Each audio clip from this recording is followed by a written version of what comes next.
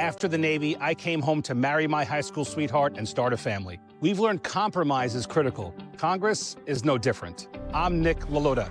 Taking on extremists in both parties, I've worked across the aisle to lower costs, restore our assault deduction, secure the border, end cashless bail, and empower Suffolk cops. That's why I'm ranked one of the most bipartisan members of Congress. I'm Nick LaLota, and I approve this message. I'll keep fighting problems, not people, to make Long Island safe and affordable. At St. Francis Heart Center, we're not just regional heart experts. We share our greater success with the world. We don't just pioneer technology. We do it more than anywhere on Greater Long Island. And we don't just win awards. We deliver greater outcomes for people like you. As New York's only specialty designated cardiac center, we're not satisfied with just being good. This is Long Island. This is St. Francis Heart Center. And greater lives here.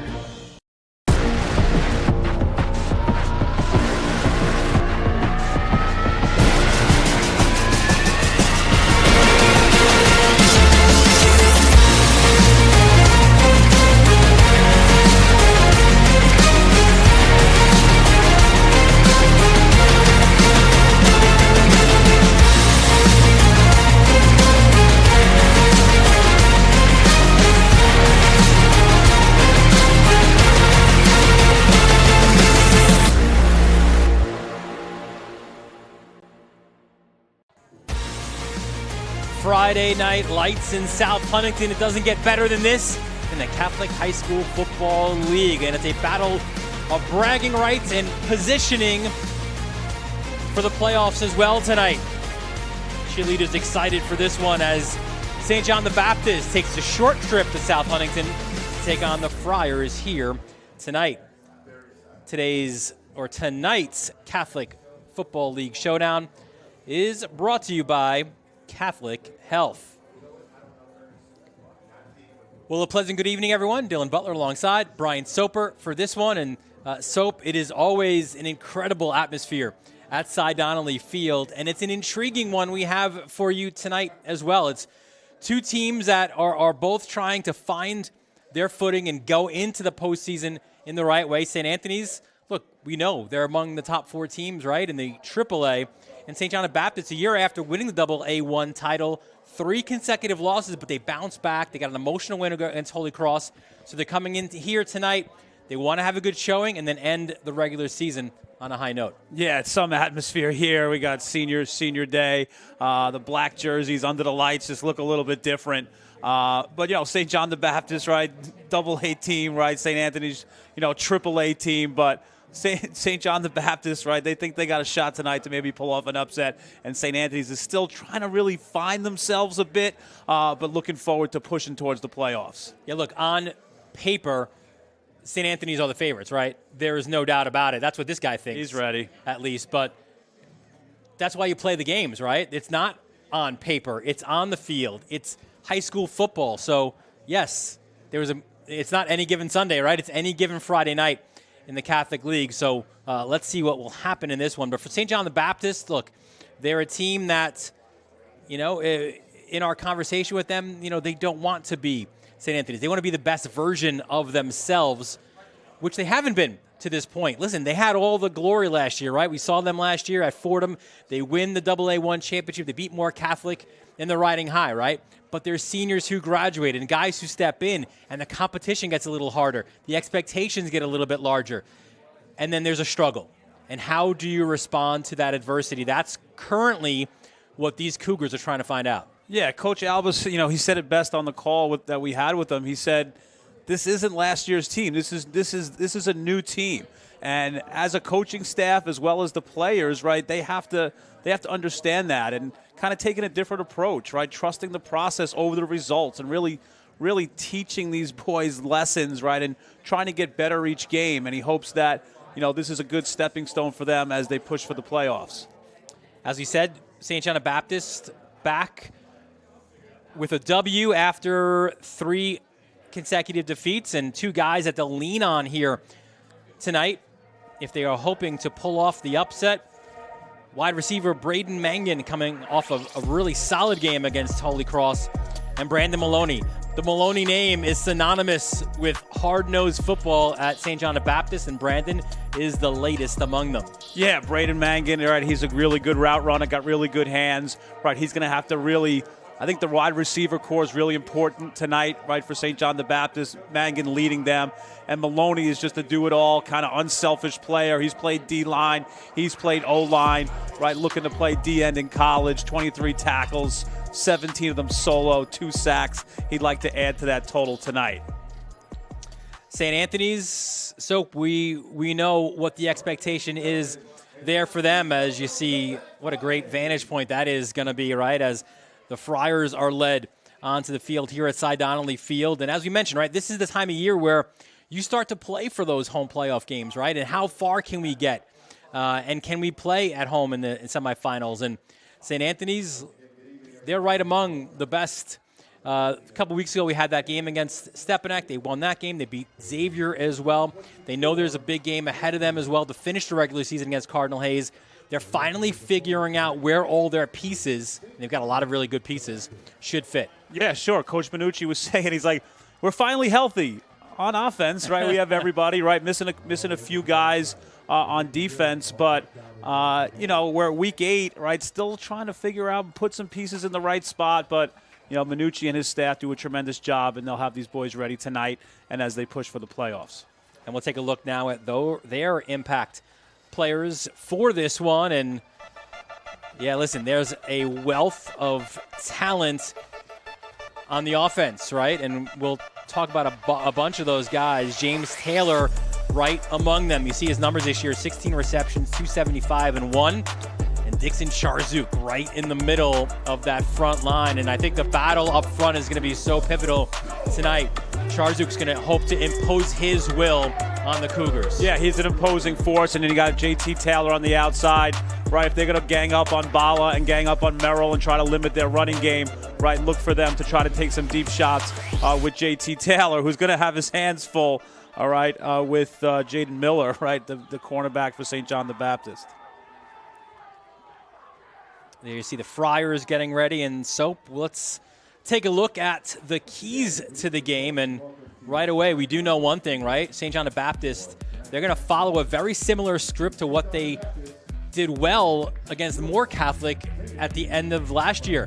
Slow the game down. Keep St. Anthony's playmakers off the field. Yeah, and pressure their line, contain the quarterback. Merrill is at his best in that kind of hectic, broken play type of situation, so it's doubly tough, right? Play defense with our offense, control the clock, and create explosive plays. Their receivers are very, very good.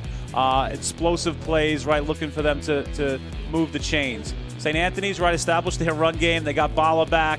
Offensive line, handle their pressure, different schemes and blitzes coming their way, and limit the big plays of Mangan and some of the receivers for St. John the Baptist.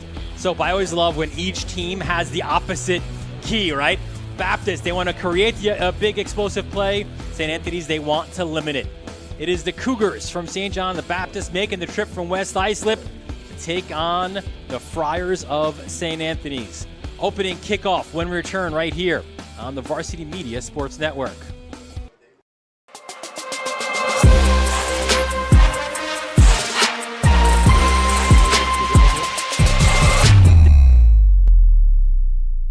At St. Francis Heart Center, we're not just regional heart experts. We share our greater success with the world. We don't just pioneer technology. We do it more than anywhere on Greater Long Island. And we don't just win awards. We deliver greater outcomes for people like you. As New York's only specialty designated cardiac center, we're not satisfied with just being good.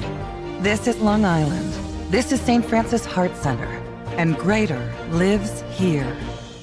After the Navy, I came home to marry my high school sweetheart and start a family. We've learned compromise is critical. Congress is no different. I'm Nick Lalota.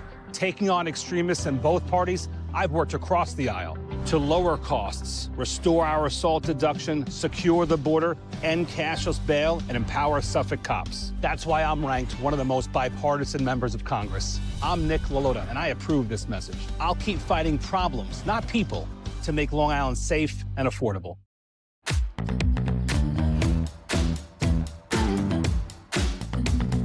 Move with the rhythm. Shake it up, stop when the clock hits 13. Sing Cause no one can do it like we do it, like we do it, like we do it. Cause no one can do it like we do it, like we do it, like we do it. Cause no one can do it like we do it, like we do it, like we do it. Cause no one can do it like we do it, like we do it, like we do it. High school sports fans, Varsity Media is the exclusive live stream partner of Nassau County Championships. To live stream fall, winter, and spring championship events, head to varsitymediapass.com to order. Now accessible on smart TVs. Varsity Media is your home for the Nassau County Championships.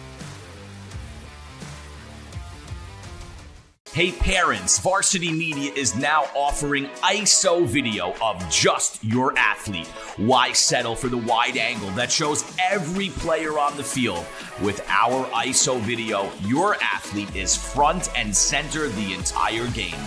This footage will help in creating highlight videos for college coaches to better pinpoint your athlete's play on the field.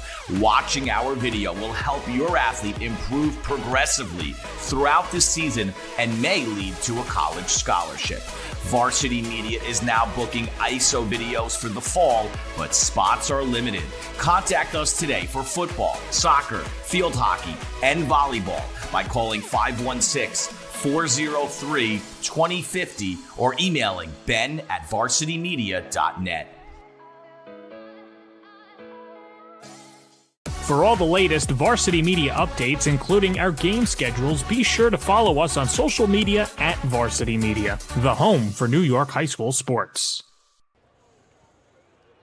Welcome back to Cy Donnelly Field here on the campus of St. Anthony's High School. Dylan Butler, Brian Soper, our entire Varsity Media crew here. Another electric evening, one that this guy is very familiar with. Joe Minucci, 1999 graduate of St. Anthony's, also the AD here. Played his collegiate football at Delaware. Got signed by the Jets, Titans, Saints, Ravens.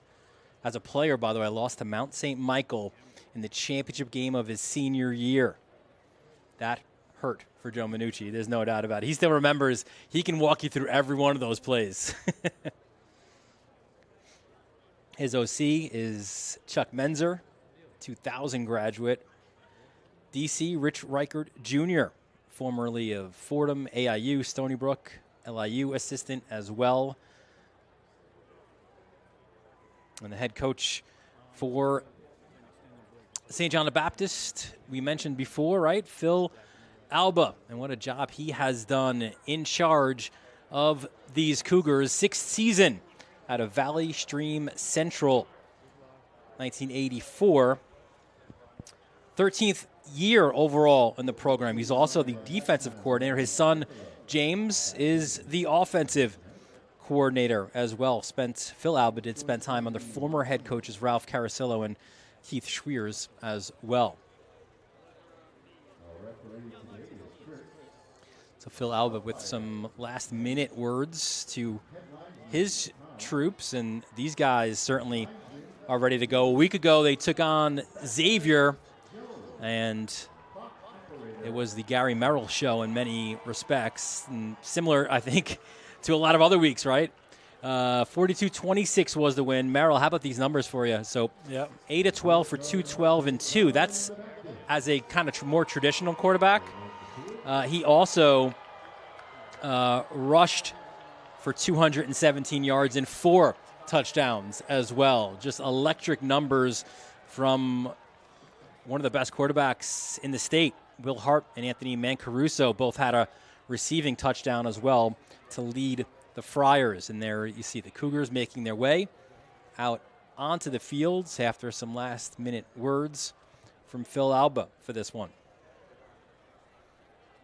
And Alba said it straight, right? He said, listen, you know, we believe there's things that we can do in this game and we could win. He's like, are we favorite? No, of course not. But there's a confidence there. It's not a swagger, but there's a quiet confidence.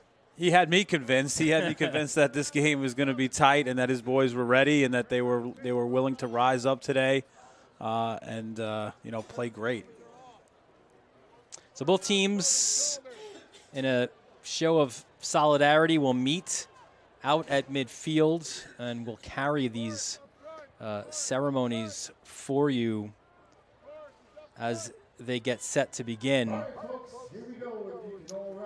As you remember, of course, that horrific car accident took the life of Bella Trezza, a St. John the Baptist student and a West Babylon native as well. Let's send it down to the field. Week of homecoming. In a special way, we welcome our friends, the Cougars, from St. John the Baptist High School. We're very happy to have you here with us tonight. In a special way at this moment, as we begin to pray, I ask that you keep Bella in your prayers, Riley in your prayers, Anthony, Austin, and Jack. Let us pray that these individuals have given us so much to think about these past weeks. In a special way, let us realize that the gift of life is so precious, especially during this month, October, the month to respect life. So let us pray.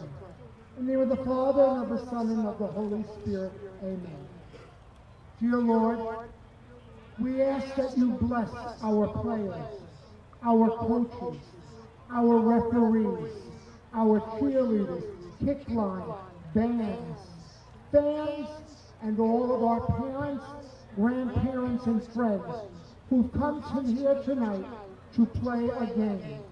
We realize, dear Lord, that the game of life is the most special game that we get to play each day. With that thought in mind, let us say the prayer that you yourself taught us, Jesus. Our Father, who art in heaven, hallowed be thy name. Thy kingdom come, thy will be done, on earth as it is in heaven. Give us this day our daily bread, and forgive us our trespasses, as we forgive those who trespass against us. And lead us not into temptation, but deliver us from evil. St. John the Baptist, pray for us. St. Anthony, our patron, pray for us. In the name of the Father, and of the Son, and of the Holy Spirit, amen. Ladies and gentlemen, please remain standing and remove your hats once again as we honor America with our national anthem, sung by the St. Anthony's Football Chorus.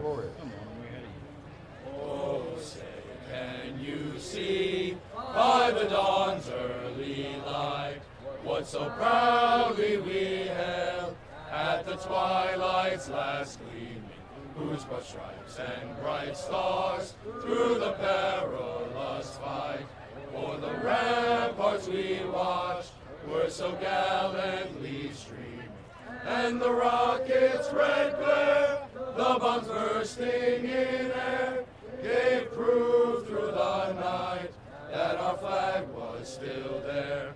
Oh, say, does that star-spangled banner yet wave o'er the land of the free and the home of the brave? St. Anthony's Football Chorus, everybody. Great stuff there, Soap, from, we're here for a sporting event. Everyone's having fun, but of course we honor and remember those who we lost, but also suffered injuries as well, including St. Anthony student Anthony Pagliuca. Yeah, just an amazing stuff, puts things in perspective. As we're watching sports, we're rooting on our teams in the playoffs, right? Baseball and other things, it just puts things in perspective, how fragile life can be, and just prayers out to both the St. Anthony's and West Bab and St. John's families, and hopefully, everyone can find, together can get through it. Let's take a look at the schedule this weekend in the Catholic High School Football League. A few games here tonight. St. Joe's C, right now the top team in AA1, taking on Kennedy Catholic. Kellenberg and Iona. There might not be a longer trip.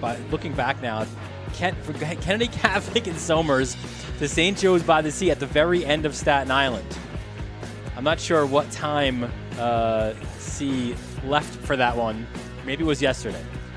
Kellenberg, Iona as well. Iona maybe right now, they seem to be the class of the AAA coming off that win against Cardinal Hayes last week, St. Dom's and Spelman. And then tomorrow, a lot of big games as well. Farrell, Stepanak should be a lot of fun. Fordham and St. Peter's a great one. CK, Xavier, Prep, and Mount St. Michael. And we go to the Sunday slate as well, which includes that last one. Cardinal Hayes and Chaminade, a game that we'll have for you on the Varsity Media Sports Network. And Brian, Chaminade has inserted themselves into the conversation in a big way. They have their 2 of the next 3 games. They go back-to-back against Hayes and Iona.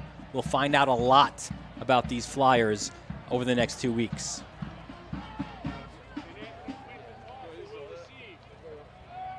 So St. Anthony's, they will receive the captains on both teams.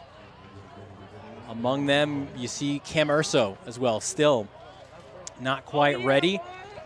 Likely will make his way back, number 8 there, right? No, 6? Yeah, 6 is Urso. He'll make his way back.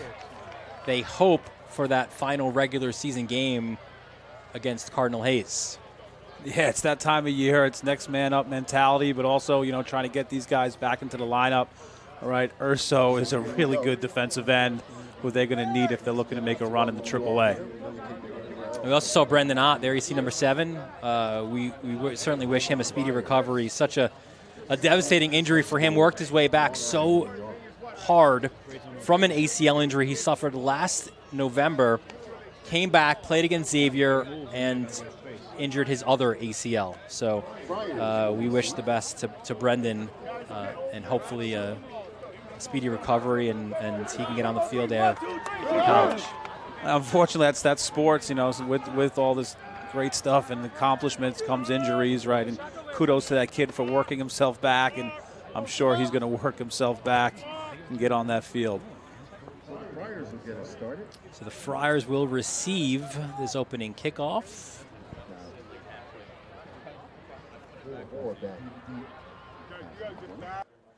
It's a full moon, Dylan. Kevin Moore. Full moon indeed, folks. See Kevin Moore deep. There it is. Do Cougars howl at the moon or no? Jake John. I think if they win the game, they certainly do. We're finally set for football here on a Friday night at Cy Donnelly Fields. Just about ready to go.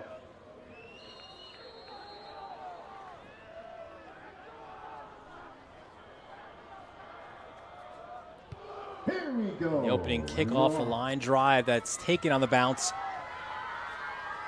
up the far sideline. Nice return. 34, we'll call it 35-yard line. And now St. Anthony starts their offense, and of course they're led there by Gary Merrill. What a performer he has been these last 2 years. Look at those combined numbers, and the season is still a few weeks away from being over. Yeah, dual threat quarterback, right? 26 total touchdowns, 2,000 total yards. That's video game type numbers. Look for him to, you know, to run the ball, look to pass the ball, and in scrambling situations, he's really tough. St. John's has to you know, keep a spy on him all day.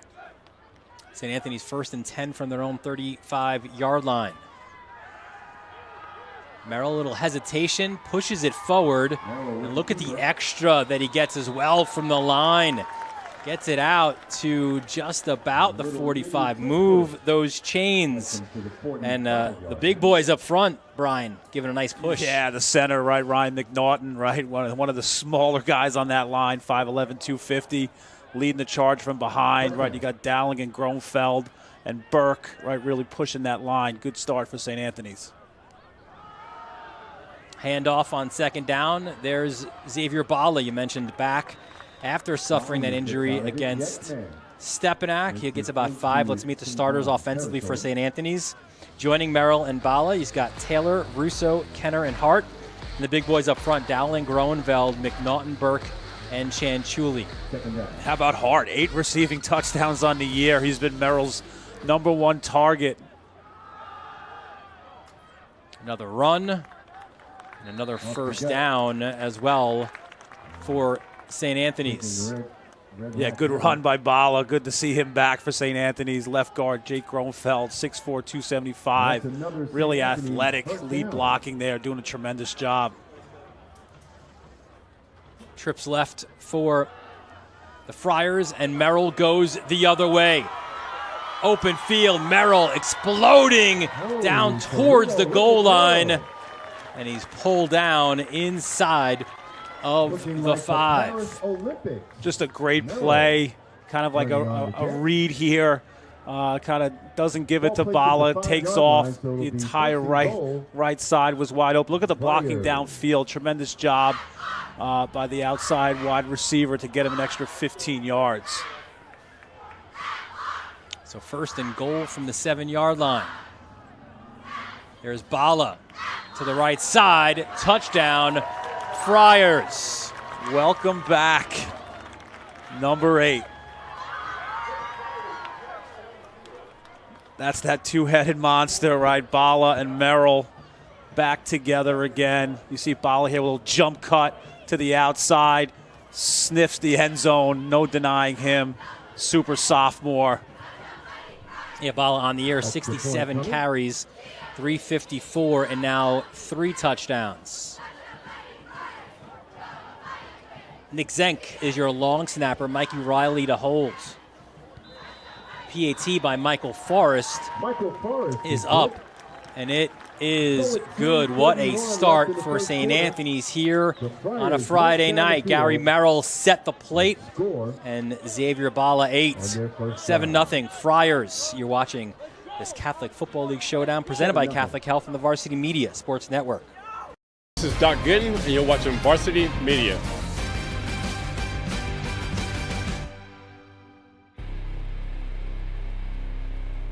After the Navy, I came home to marry my high school sweetheart and start a family. We've learned compromise is critical. Congress is no different. I'm Nick Lalota.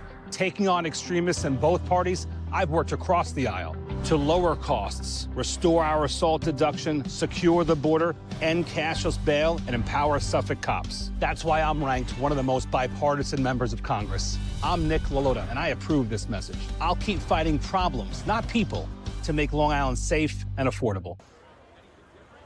Back here at Cy Donnelly Field, Dylan Butler, Brian Soper, our entire Varsity Media crew, they'll enjoy watching that first drive back as they check out the film there. An impressive one, highlighted by a big run by Merrill and finished by Xavier Bala. Yeah, not bad. A 7-yard touchdown.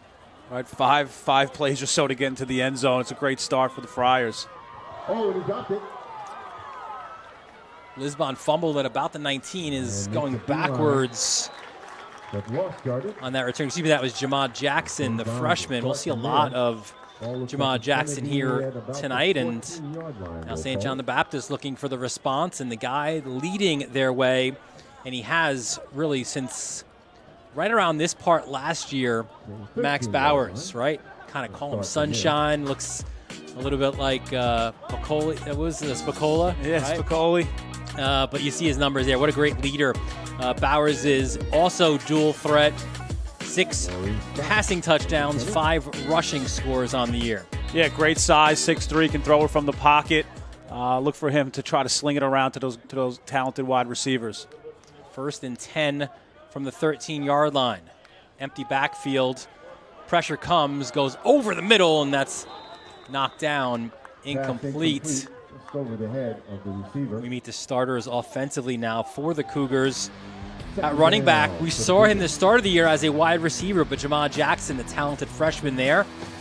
Shamir Lisbon, Braden Mangan, Kevin Peters, and Brandon Raber up front. They call him Memo. Memo Rodriguez on the left, along with Julian Vitucci, Klein Varno, Asbeld, and Kyle Cahill up front for the Cougars. Yeah, watch Vitucci. He's really tough in there, one of their best linemen. Run around the outside, but not getting where he wanted to. That's a great job defensively by St. Anthony's. Let's meet their starters Now up top, it's Thompson, Charzuk, and Garcia, your linebackers. Drew, Kosha, Kelton, and Shevlin.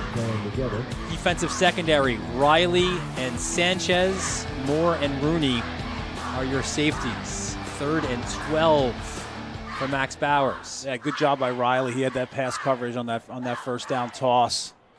You know, they're without Parker McDonald, really good football player and lacrosse player, right, nursing an injury.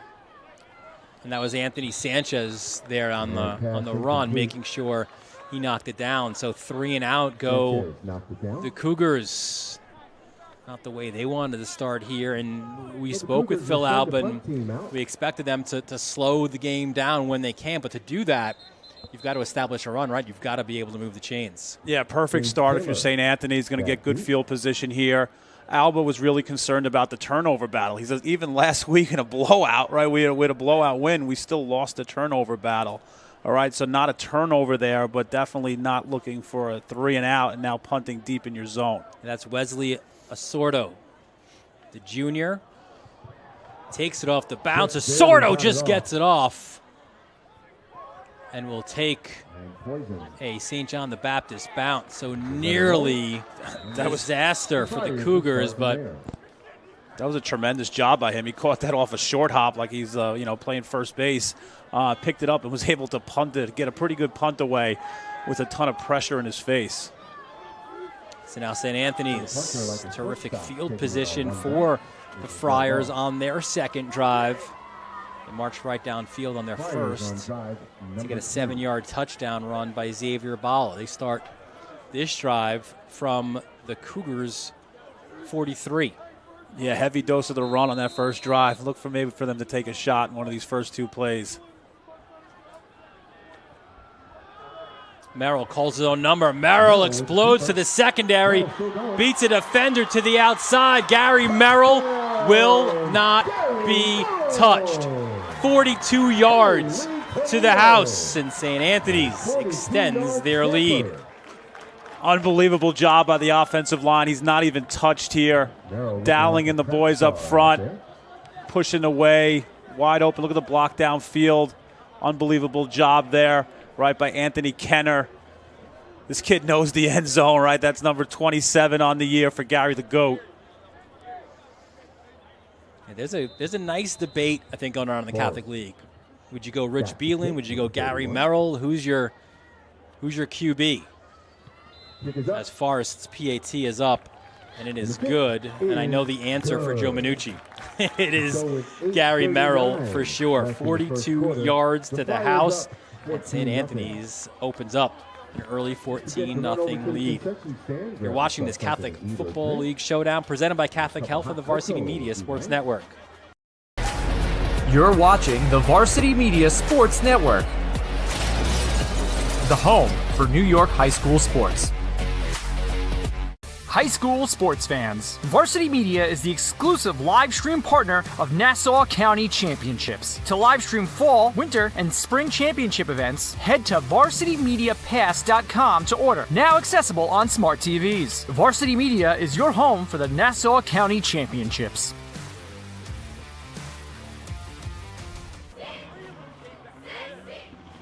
Back in South Huntington, a perfect beginning for the Friars.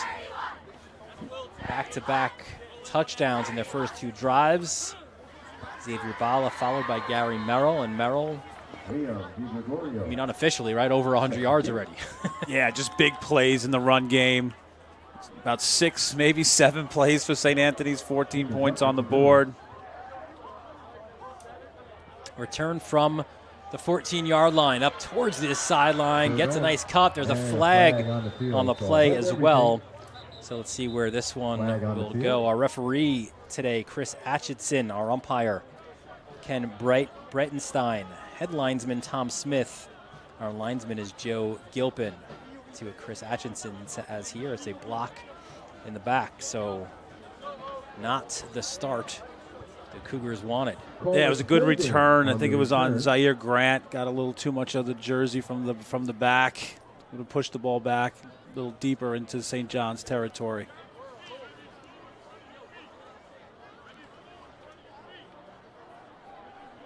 So let's see how Bowers and the boys respond here. What a leader he has been in this group. And there were some great leaders a year ago, right? Michael Wheat and Cujo Rosario are among them. And Bowers has been the guy. And that's the one thing. They want more of that from other guys, as there's a run around the left side. And not much of a gain at all. That's Jackson, the freshman from Amityville. Yeah, Coach Alba speaks so highly of him, calling him one of the best freshmen he's ever coached, right? Great size, 6 foot, 170. Really kind of taking that running back one position. And, you know, he says this year's what we're getting is great, but everyone's going to be talking about him next year for sure. Had a 60-yard TD against Holy Cross last week. 2nd and 10. And Bowers, an important moving of the chains for St. John the Baptist. Bowers up the gut. Yeah, really nice job. You got Kyle Cahill, right? Logan Asbell, right? Will Klein-Varnot, right? On the right side of that line, creating a seam for Bowers to get through. You see Jackson lead blocking as well, getting Bowers. He's a big 6'3", right? He's tough to bring down, especially when he gets to that second level. So 1st and 10 from the 36-yard line. Bowers back to pass, finds Jackson. You like the size out of Ahmad Jackson, right? Coming in, he's listed at 6 feet, but even looks a little bit taller than that. Yeah, he's got the look, he's got the frame, good hands there, catching out of the backfield. Nice job in pass protection by Kyle Cahill, 6'5", 260. Right, baseball player first, but Coach Alba was saying that he's really right now a tight end that's playing tackle, and you saw that with his feet, tremendous feet and hands.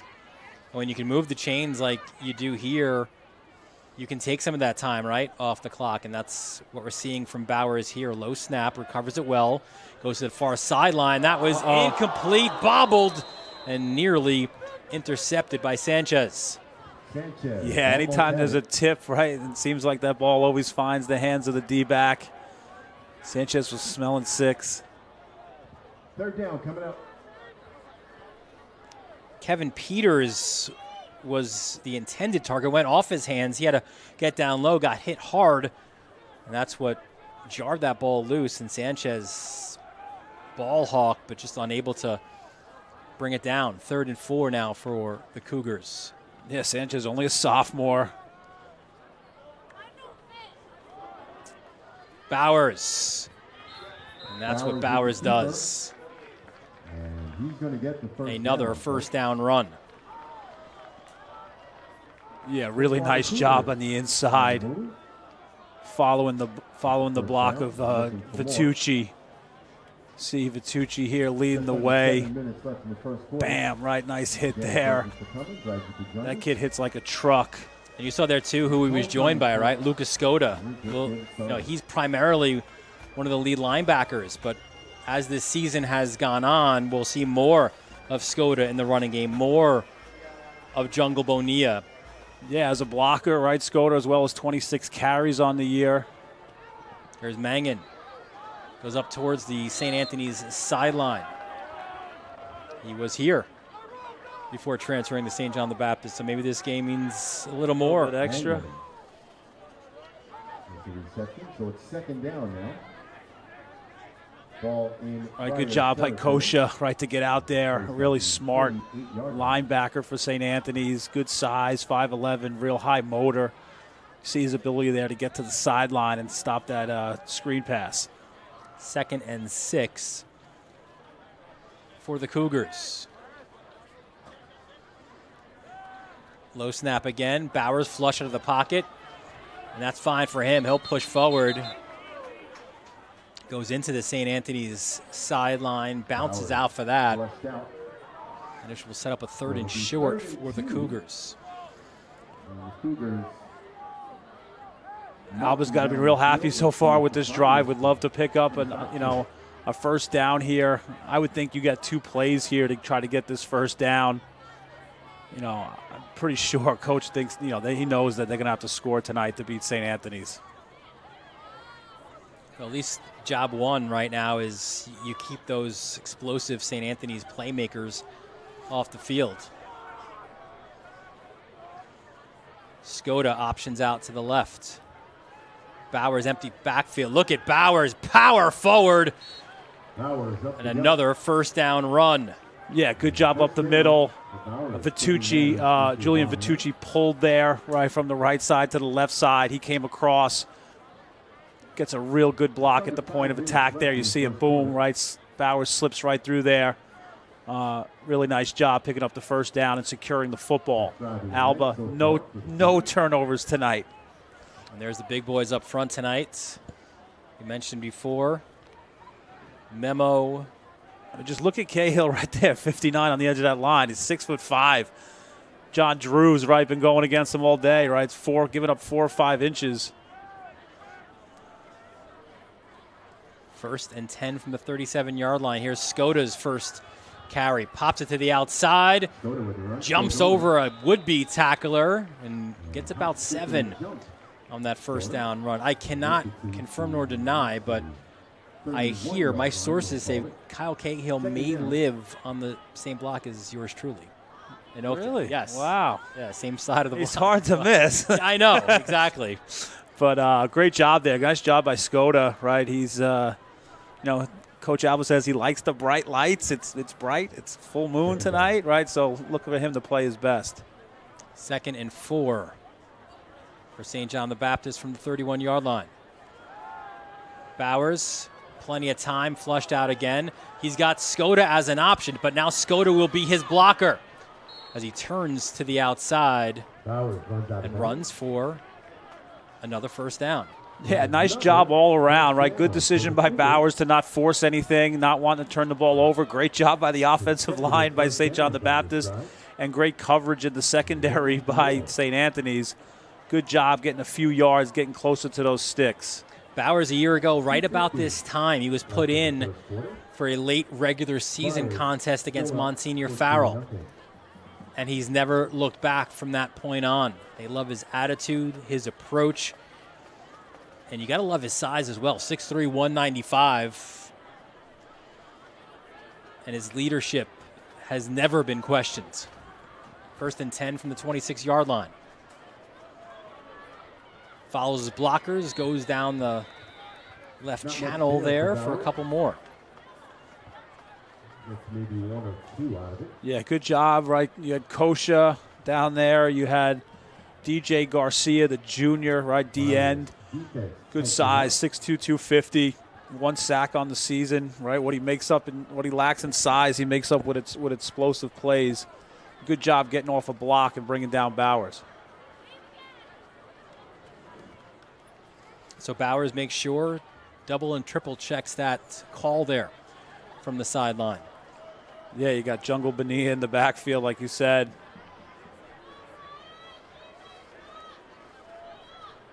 The handoff goes his way. Tries to bounce it to the outside. Good job defensively, though, by the Friars to sniff that one out. Yeah, there's that guy we highlighted in the beginning, right? Sharzouk, right? 6'3". Unbelievable, get off the line of scrimmage. 2 sacks on the year. He's pretty much that guy who can play all over, right? Inside, he can play outside, right? You see his ability to get his hands on people and move people. Nice job bringing down Bonilla. Yeah, senior from center reach, 15 tackles, pair of sacks as well.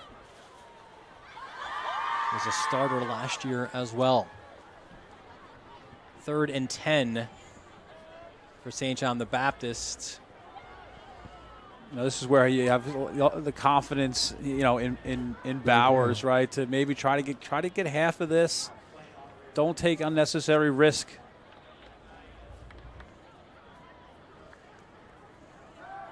Bowers flushed out again, spins, and look at Bowers pushing forward. He had a blocker upfield, did get tripped up by the turf monster there, but a quality run for Bowers again. Yeah, really smart, drops back. Maybe his first read wasn't there. Slipping through some small spots.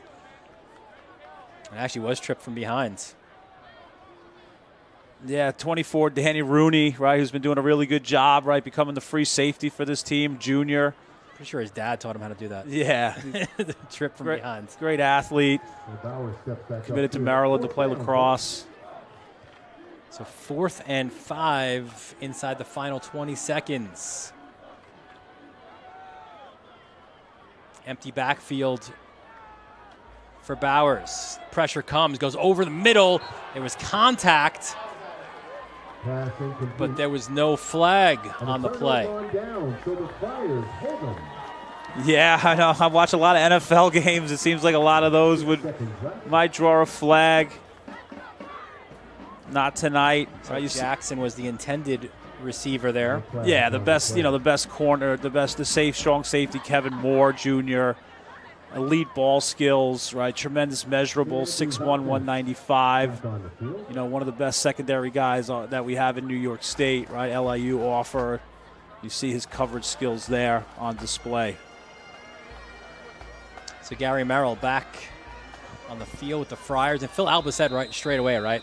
This is the most explosive offense in New York State, bar none. And Merrill, look out, wrapped up, and he's taken down. I want to say first on the scene was Lucas Skoda.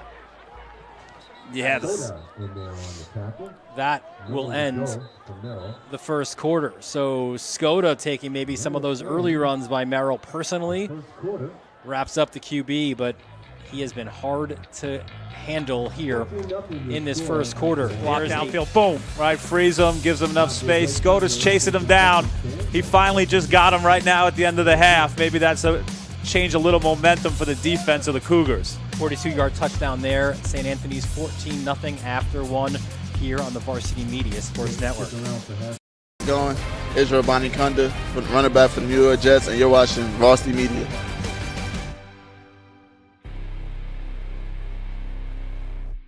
After the Navy, I came home to marry my high school sweetheart and start a family. We've learned compromise is critical. Congress is no different. I'm Nick Lalota. Taking on extremists in both parties, I've worked across the aisle to lower costs, restore our assault deduction, secure the border, end cashless bail, and empower Suffolk cops. That's why I'm ranked one of the most bipartisan members of Congress. I'm Nick Lalota, and I approve this message. I'll keep fighting problems, not people, to make Long Island safe and affordable. At St. Francis Heart Center, we're not just regional heart experts. We share our greater success with the world.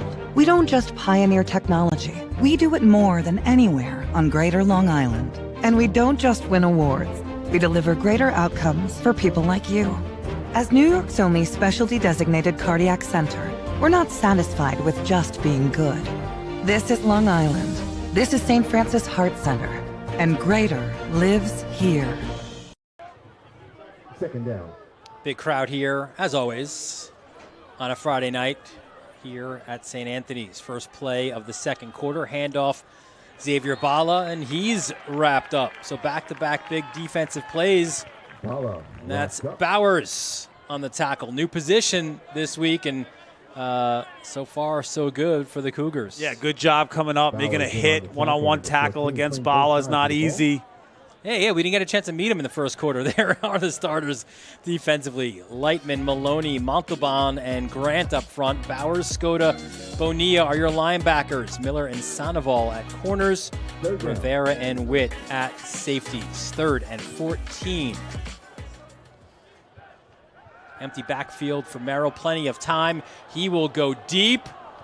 And that one is incomplete. The intended target was Kenner. Good coverage on the play. Yeah, you got Dom Witt, right? He's been playing safety, free safety for St. John's. Good job there. Some really good coverage, right? You have Jaden Miller's one of the best corners, in the entire Catholic League, maybe the entire state. He seems to be.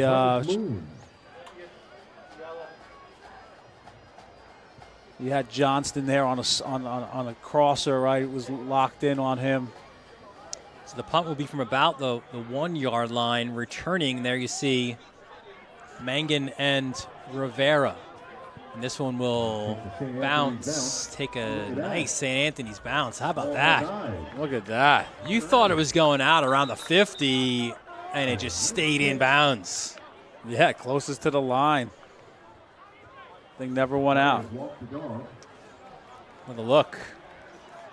Yeah, it's like if you're at a golf outing, they have sometimes the closest to the line drive.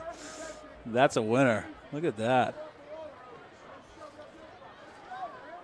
Well, let's see what Bowers on the offensive side here can bring. Listen, back-to-back series that have been positive, right? You don't get the points, but you move the football, right? You took time off the clock. A lot of the things that Phil Alba and his coaching staff had drawn up tonight. Yeah, a lot of it's been on Bowers' shoulders, taking the ball, tucking the ball up and running, doing a good job holding on to the ball. Look for them to try to get these receivers involved.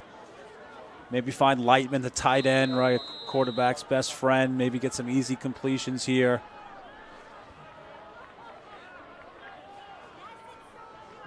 First and 10 from the 38-yard line.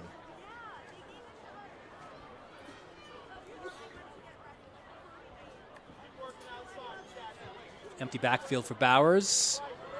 And he's off, and he is hit hard there as well. Yeah, Frank Filiberto, nice job coming up.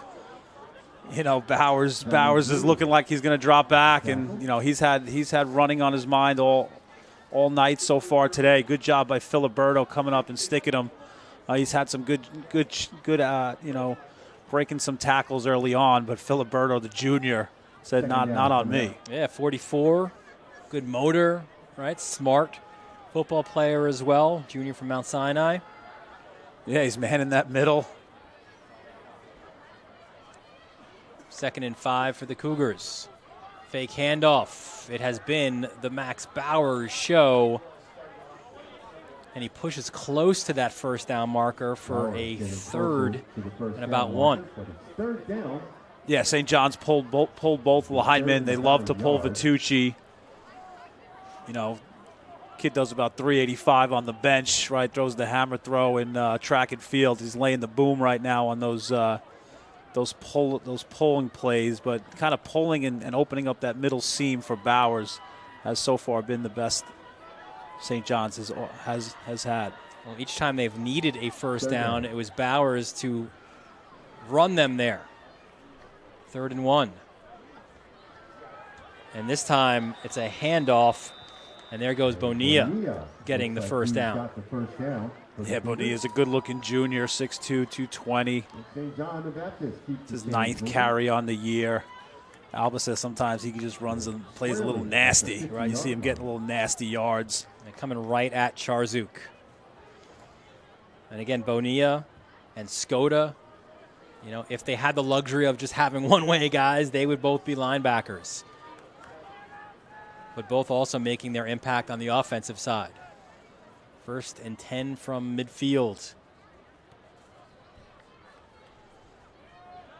Bowers slings it over the middle, looking for Mangan. That's incomplete. Pass incomplete. Yeah, that's Kevin Moore again. Lockdown coverage. It's going to be a really, Alba really loves his receivers, right, from Lisbon to Mangan, Peters, Raber, right, even Miller sometimes will be out there. He thinks that that's one of the positions they really coach up well. But number 2, playing safety for St. Anthony's can lock you down. 2 INTs on the year for Moore. 2nd and 10 from the 50-yard line. Twin receivers at the top of your screen. Bowers taking his time. Hands off. There's Bonilla exploding up the middle, and now it is I ripped it out. It was ripped out, but they'll say, I think they'll say that he was down. We'll have the benefit of replay, which we'll show you now, but that's Julian Kosha. Let's see. Yeah, he's definitely being held up.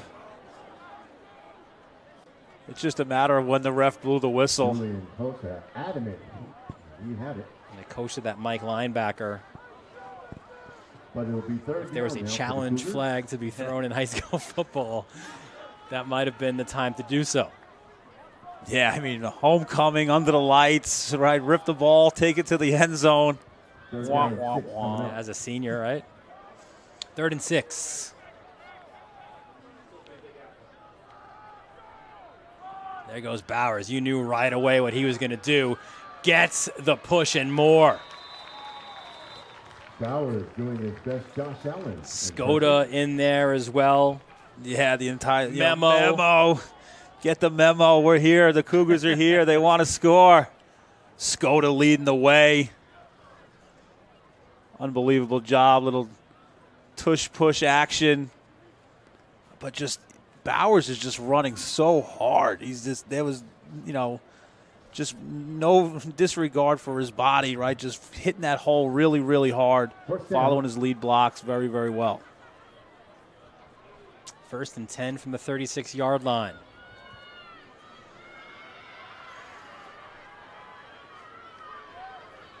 Jackson was in motion. They go to Skoda. That was a little bit of a broken play.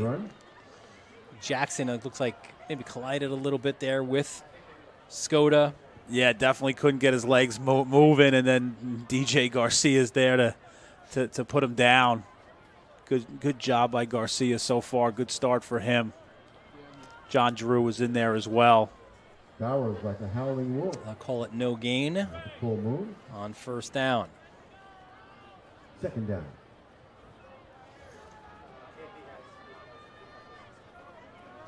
Now it's twin receivers to the bottom.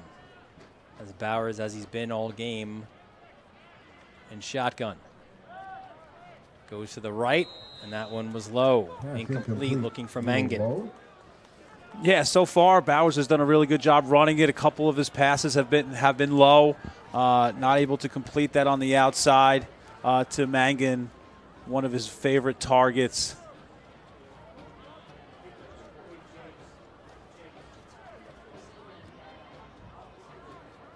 So 3rd and 10. Let's see what James Alba has drawn up here. The offensive coordinator for St. John the Baptist. 3rd down. Again, you're 3rd and 10. Look, at least get half of this back.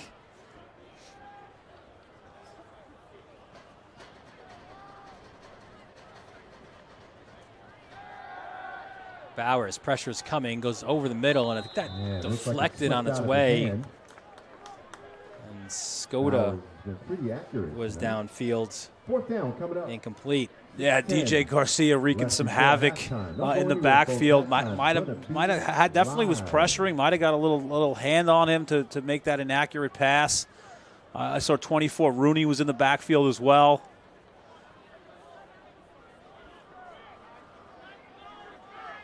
Again, look to make a play here. Try to at least get these routes to the stick. Maybe you can get a completion or a penalty.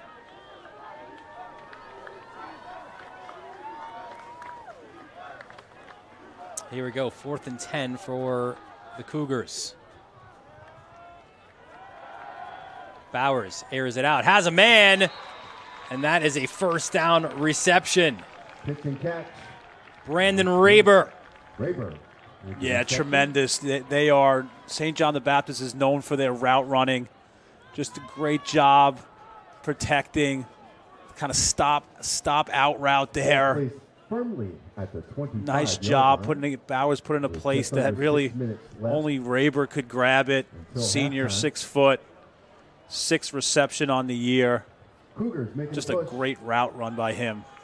Yeah, maybe just a little bit underneath Mangan. If you call Mangan the 1, maybe Raber the 1B. Big 1st down. As there goes Skoda, kicking it to the outside. And they say that he fumbled the football. The Friars have recovered. We'll take a look at that replay. And you see Skoda. It must be the full moon, folks, because the Friars are charged and ready to go. Yeah, it's John Drew, right? John Drew, junior, 6'1", linebacker. Looks like he knocked it out. John Drew Jr. Again, right, Albert talked to us about turnovers, right, winning the turnover battle. Right now the turnovers are 1 for St. John's, 0 for St. Anthony's. So now Merrill. And another impressive drive, just short.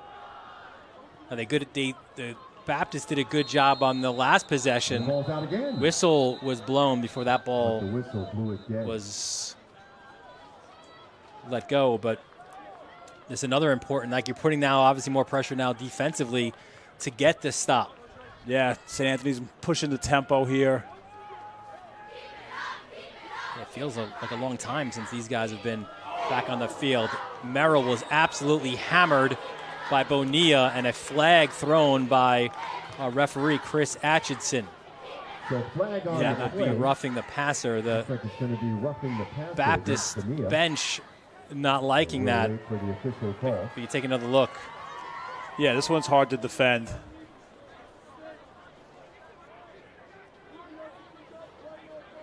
So Chris Atchison, one of the best, if not the best, official in the Catholic League.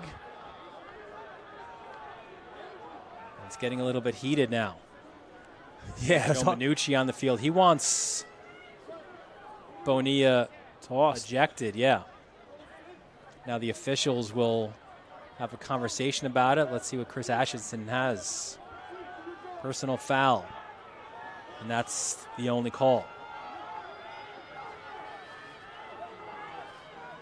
So it will be 15 yards marked at the end of the run. You know, so it's not a turnover, right? But it's 15 yards, right, against an offense that's been tough to stop so far. So, you know, if you're Bonilla, right, you gotta check your emotions a little bit. You know, it's interesting to see how that play is going to kind of flip momentum in terms of who's going to ride. You know, St. John's can ride off of that. You know, St. Hayes is definitely not happy with Merrill. That's their guy. Coach Minucci's looking to protect him at all costs. So 1st and 10 from the 45-yard line. Handoff Xavier Bala up the far sideline. Bala, good carry. And then a collision out of bounds. Bala out of bounds. Yeah, you see, you know, Bala's tough to bring down. He's behind a, you know, pretty senior-laden offensive line. Left tackle Billy Dowling going there to help him pick him up. Senior 6'3", 3-year starter, captain, top 100 in Newsday. Few offers, St. Anselm, a couple others, right? He's a big boy from a really good program. 2nd and 2, there is Gary Merrill. Any ill effects from that hit from Bonilla? I don't think so. Gary Merrill, 47 yards to the house, and he's still running. Welcome to the jungle. 4-by-1 all by himself. Unbelievable job. I mean, he definitely scores the touchdown. But look at Gronfeld and Dowling just completely collapse the left side of the line. And off to the races, Merrill. Speed, again, one great block down there by the receivers. That's 28 touchdowns on the year for number 16. Merrill takes that big hit, and he keeps on ticking. Forrest on for the PAT. Zenk, the long snapper, and Mikey Riley to hold. Snap is good. Kick is up, and it is good as well. Gary Merrill, 2nd touchdown, 3rd big run of 40-plus. Yeah, that's right. Flex those muscles, Gary. You got it going on right now. 21-0 Friars here in the 2nd quarter on the Varsity Media Sports Network.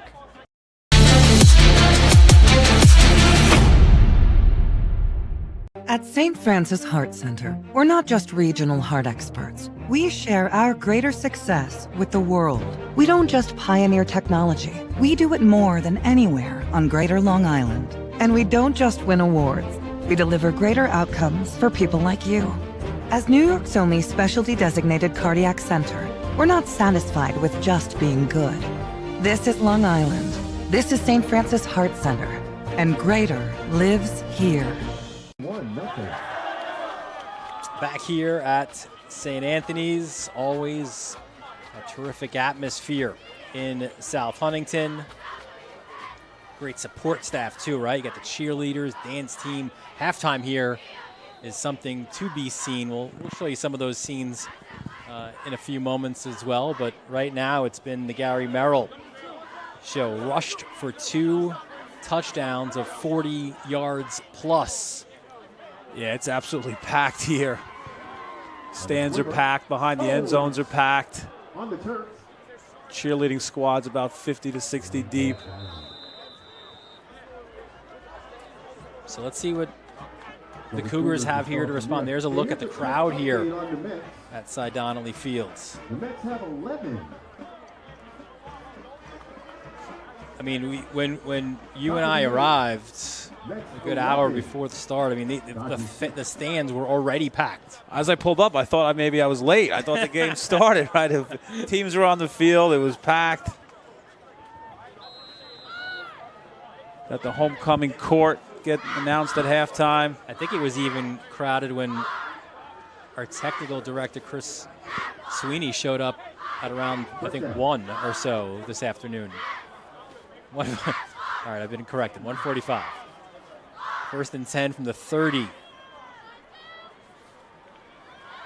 Raber in motion. Over the middle, looking for Mangan, and that went a little bit short. Pass intended for Mangan. Yeah, we got to get a hat on 90, DJ Garcia. He's been living in the backfield. Anytime Bowers has looked to pass, right, Garcia's been in his grill. Just have not been able to connect on that big play, and they certainly need it, trailing 21-0. And even coming in our conversation with Phil Alba, that's what he said. We need a few big plays, right, of 25-plus yards. 2nd down coming up. They've gotten a lot of the short plays. They've moved the chains, but the big play to this point has eluded the Cougars. Definitely has not eluded St. Anthony's. They've been ripping off 40, 50-yard plays.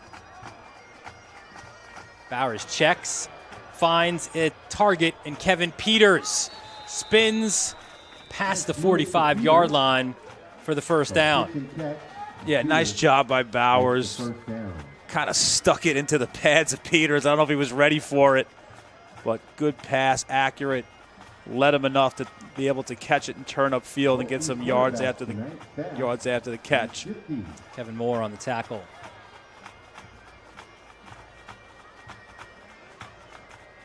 Yeah, I mean, besides Bowers running it, haven't really been able to get the running game going.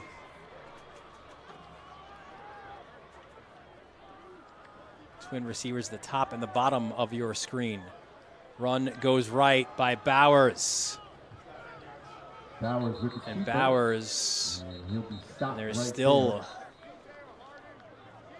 some extras as the whistle blows. Yeah, definitely getting a little chippy down there. Bowers runs really hard. It's physical in the trenches. Both teams are laying the lumber. Bowers has been really, really tough when he's been running. That's been the best recipe for St. John's. That's been one of the interesting things too, right? In our conversation with Phil Alba, like we see what St. Anthony's is and has been, both in terms of the way they play, but also this atmosphere and the program, right, among the best. And he said there's a few things that we will take from St. Anthony we would like to have for ourselves as well, but we don't try to emulate. We don't want to be St. Anthony's. We just want to be the best that we can be at St. John the Baptist. Bowers, look out. And he is sacked. 9-0 again. Well, you've called DJ's name. And Garcia delivers again, 2nd sack on the season for the junior from Lindenhurst. Yeah, he's been doing a really good job. Nice job bringing down Bowers. 6'2", 250 junior. From the Hearst. Alba put a lot of emphasis, like this is a great atmosphere, great game, but he pretty much told us that, like, as soon as this game, the final whistle goes, right, their real second season is going to start. So I think that even though it's 21-0, I think there's a lot of positives so far for St. John the Baptist. Not on the scoreboard, but they've been moving the football. Quick out, and that was incomplete by Bowers. And you're right, listen, if you're facing, as Alba calls St. Anthony's, the best offense in the state with, 3 different game wreckers, he said, right? Calling Bala a game wrecker and Hart a game wrecker, and, of course, Merrill as well. So you face an offense like that has, he said, no weaknesses. Yeah, obviously, going forward, you're not going to face as difficult an opponent, right? So if this is the elite, now, you go on, you take on a St. Joe's C and St. Peter's, 2 quality programs from Staten Island, but with all due respect to both of them, they are not St. Anthony's. 3rd and 15 for the Cougars. And a flag is thrown from our linesman, Joe Gilpin. This will be an illegal procedure call against St. John the Baptist. Yeah, they had a lot of momentum, right? Penalties pushing them back here. Not the spot you want to be. Having some difficulty completing some big plays. I think if you're here, you want to try to get some yards here and maybe play a field position game. 3rd and 20.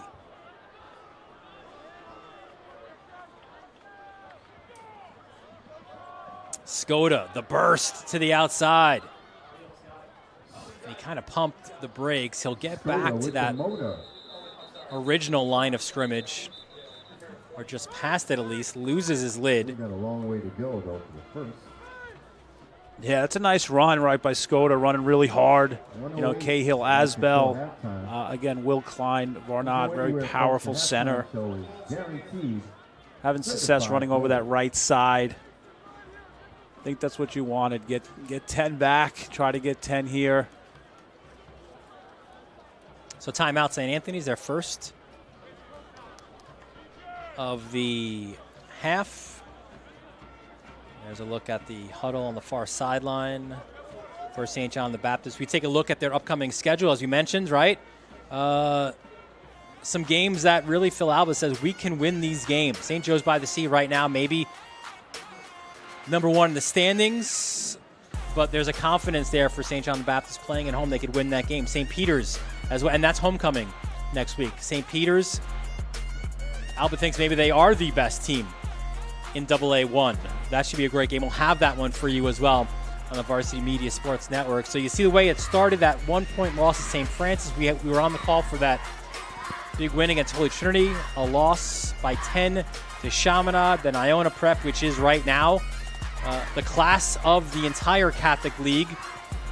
So, yeah, you could potentially there go into the postseason winning maybe back-to-back games and almost a similar road that you took last year. Yeah, he was so positive. He's like, we lost an overtime game where we had 11 holding penalties, right? And we lost in overtime. We can clean those things up. Turnovers, right? Penalties. Well, this is one thing that Joe Minucci will not like, right? You call timeout, you call your guys over, and then you get a 5-yard penalty there on the defense. Yeah, St. Anthony's licking their chops, right? 4th and 10, looking to get that pass rush off a little early. I don't know, maybe go hard count again here, a little Aaron Rodgers hard count. Try to steal a first down if you're St. John's. Homecoming court making their way with the caravan. So 4th and 5 now.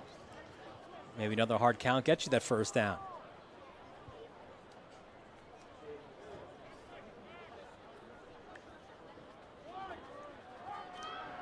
Bowers, can he get the push? He does. Or was he just Bowers shy? with a little help from his friends. Gets the first I thought down. at first glance he got it. Yeah, you saw Zaire Grant, Vitucci, Kyle Cahill leading the charge. First down. Good job, first down. Way to get it. Yeah, big first down. 3rd and 20 looked bleak. Inside the final minute. Pumping it, and then it's intercepted at about the 29-yard line.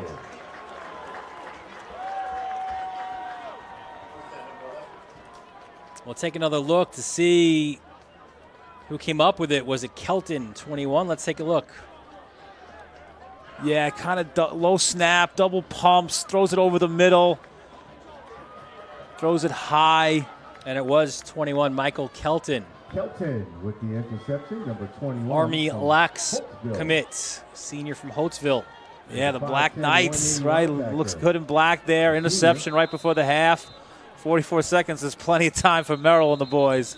Yeah, he would love nothing more than to punch one more into the end zone before the end of the first half. What does Chris Atchison have here? And a quick halftime. Is that a timeout? Hey, here's a quick trivia question for all you football fans out there. Name We mentioned the standings, right, in Double A1. Let's take a look at the way things look right now. There you see St. Joe's C, right? Fordham Prep off of that win over Baptist. St. Francis Prep right there. More Catholic as well. What a program More Catholic has been these last few years. A year ago was Baptist and More Catholic in the championship game. Xavier, St. Peter's. This is no joke. It's Double A1. Like, I mean, the AAA gets so much of the attention, right? But really quality football teams in Double A1. Yeah, really good football. You know, St. Joe's by the Sea. Coach Alba, right, really likes the way they stack up. It's going to be a really, really, really good game. I think he likes especially the fact that those two games, he's not crossing the Verrazano, right? They're coming to West Islip. And coming for a first down and a little more, Gary Merrill again. Yeah, Merrill's been absolutely shot out of a cannon so far this first half. I've seen him play a lot of lacrosse, a lot of football, and he has that extra burst right now, and he's just every play looks like he could take it to the house. Remember, too, that 7-yard touchdown by Xavier Bala that opened the scoring for St. Anthony's, that was set up by a 40-plus yard run by Merrill. Now he scoots it to the outside, tucks the ball under, tries to get out to the sideline, does just that as the clock will stop with 21 seconds left. That was followed then by a 42-yard touchdown, which was then followed by a 47-yard score.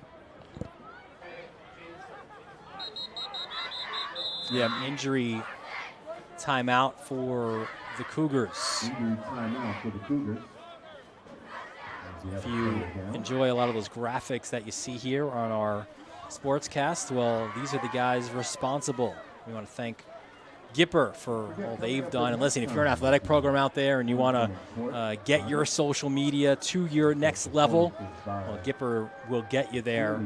They do an incredible job with a host of different types of graphics, animation, and all the such. You want to reach out to Gipper to get them part of your program.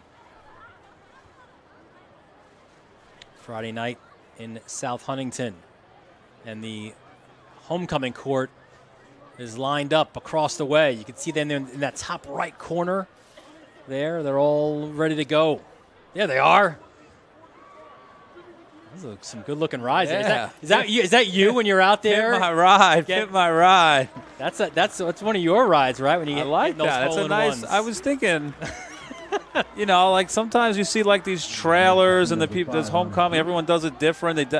I love it. Decorate the golf cart. That's it. That's a float. That's perfect. I love it. It's like a caddy. That's like Caddyshack too, right? Soup up those golf carts. That was Jaden Miller who was down walking off. We certainly wish the senior from Amityville quick recovery. 2nd and 3 from the 46-yard line for the Friars. You know, the problem is if you bring pressure, right, Merrill's at his best in those scramble situations, but you got to bring him down. Timeout for St. John the Baptist. It's Gary Merrill. I don't even know. I didn't even look. Is he up for Homecoming King maybe? I mean, he should be. I don't know. I didn't. I saw the list down there. I didn't. The home address announcer, but. So we have the freshman, sophomore, junior. Well, next, this is homecoming this week for St. Anthony's. Next week for St. John the Baptist in West Islip as they take on St. Joe's by the Sea. I mean, getting close to 30 touchdowns on the year is, if not homecoming king, right? Definitely big man on campus. Just king. Not just of homecoming. Just wears the crown. Remarkable to think, too. This is his quote-unquote second sport, one of the best, lacrosse midfield recruits going to North Carolina. Empty backfield for Merrill. So the Friars still with 2 timeouts remaining. He's pressured by Skoda. And Skoda will wrap him up. And they'll get the push backwards. I think Bonilla was in there as well. Good job by the Cougars. Yeah, good job by Skoda. And Bonilla and Merrill meet again. Skoda's just got that quick burst right off the edge. She's the defensive signal caller. Relentless pursuit. Takes a chip, wraps him up. Bonilla comes and cleans him up. You see why Skoda has some offers, right? Bentley, Ithaca, 7 sacks last year. Now here's one thing that I can't imagine St. John the Baptist will be too happy about here, right? Like Skoda, and you want your guys to be jacked up and energized, right? But not to the point of taking your helmet off. Now you've got to go and sit out the play.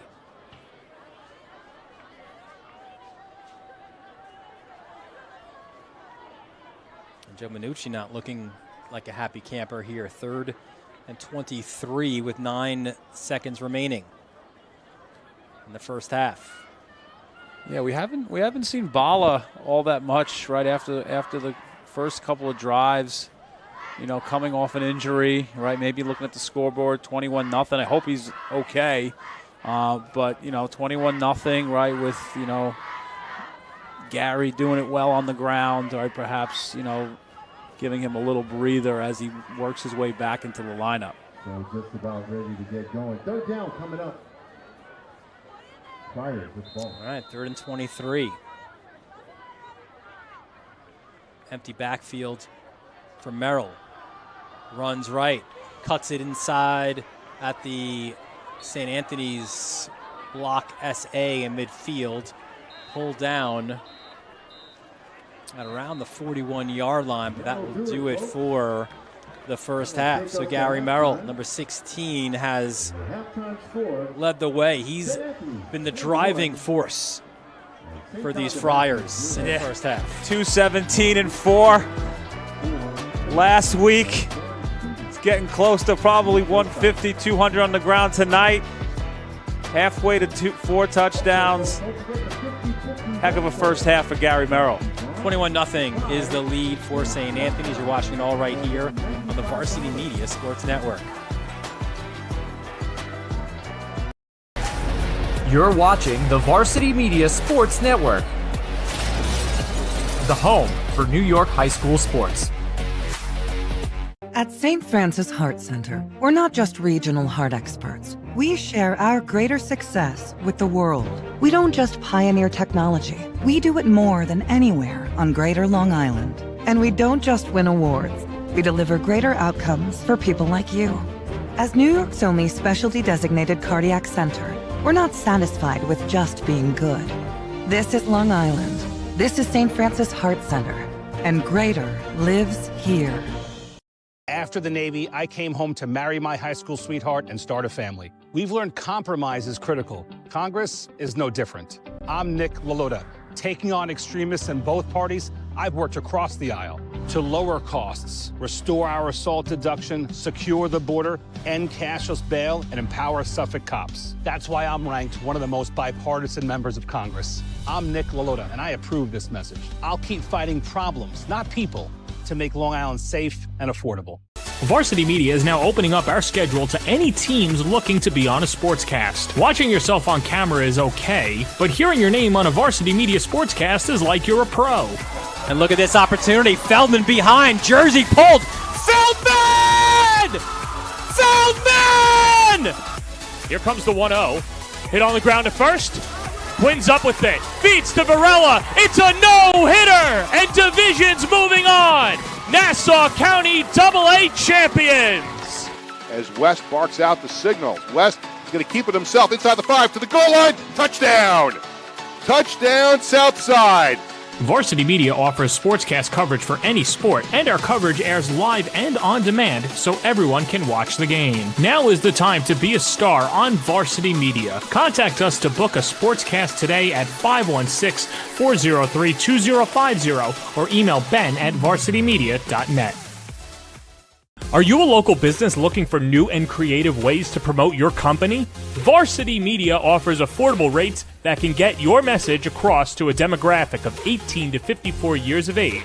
Our follower base across social media is over 50,000 strong, and our viewership numbers per game are in the thousands. Don't blow your advertising budget on old staples like TV and radio media. Reach out to Varsity Media to get the best bang for your buck.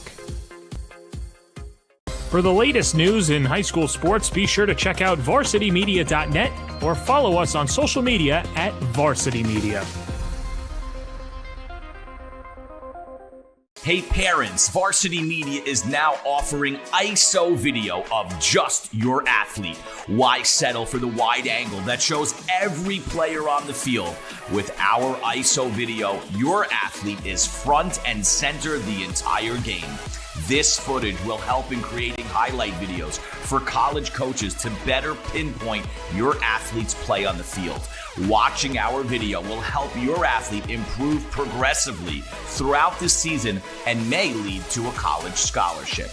Varsity Media is now booking ISO videos for the fall, but spots are limited. Contact us today for football, soccer, field hockey, and volleyball by calling 516-403-2050 or emailing ben@varsitymedia.net. When it comes to live streaming, Varsity Media does it all. Athletic events, concerts, musicals, graduations, even weddings. Trust Varsity Media when it comes to your live stream event. Contact us today to learn more about Varsity Media's live streaming services at 516-403-2050 or email ben@varsitymedia.net.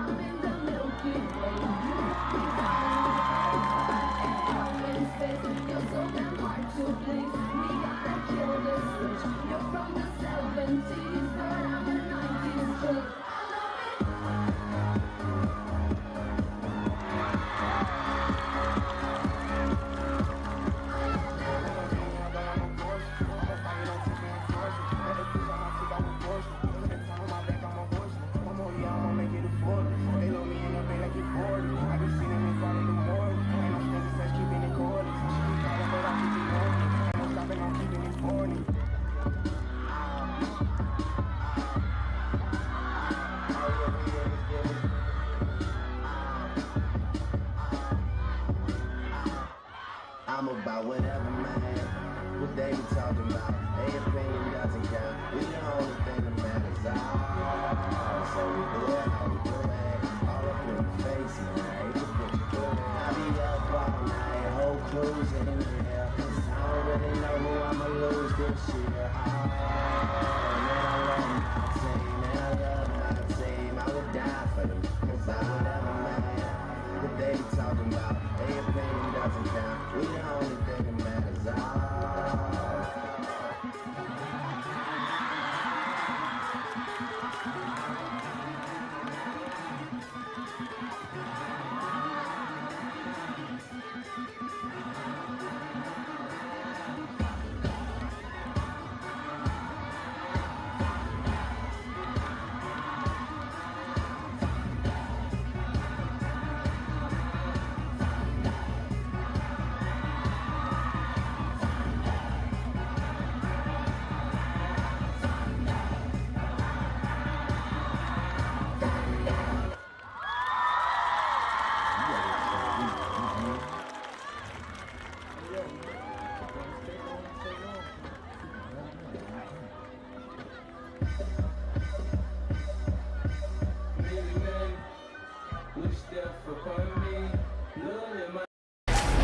You're watching the Varsity Media Sports Network,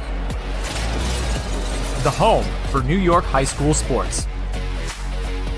At St. Francis Heart Center, we're not just regional heart experts. We share our greater success with the world. We don't just pioneer technology. We do it more than anywhere on Greater Long Island. And we don't just win awards. We deliver greater outcomes for people like you. As New York's only specialty designated cardiac center, we're not satisfied with just being good. This is Long Island. This is St. Francis Heart Center. And greater lives here.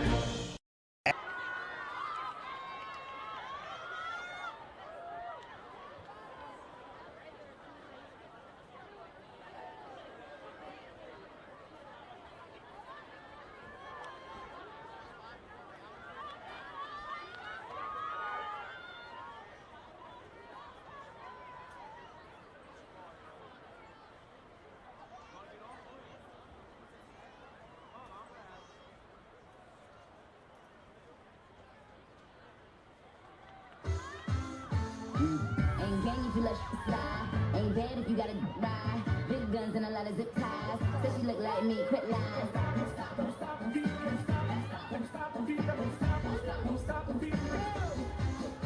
We gon' spin and kill.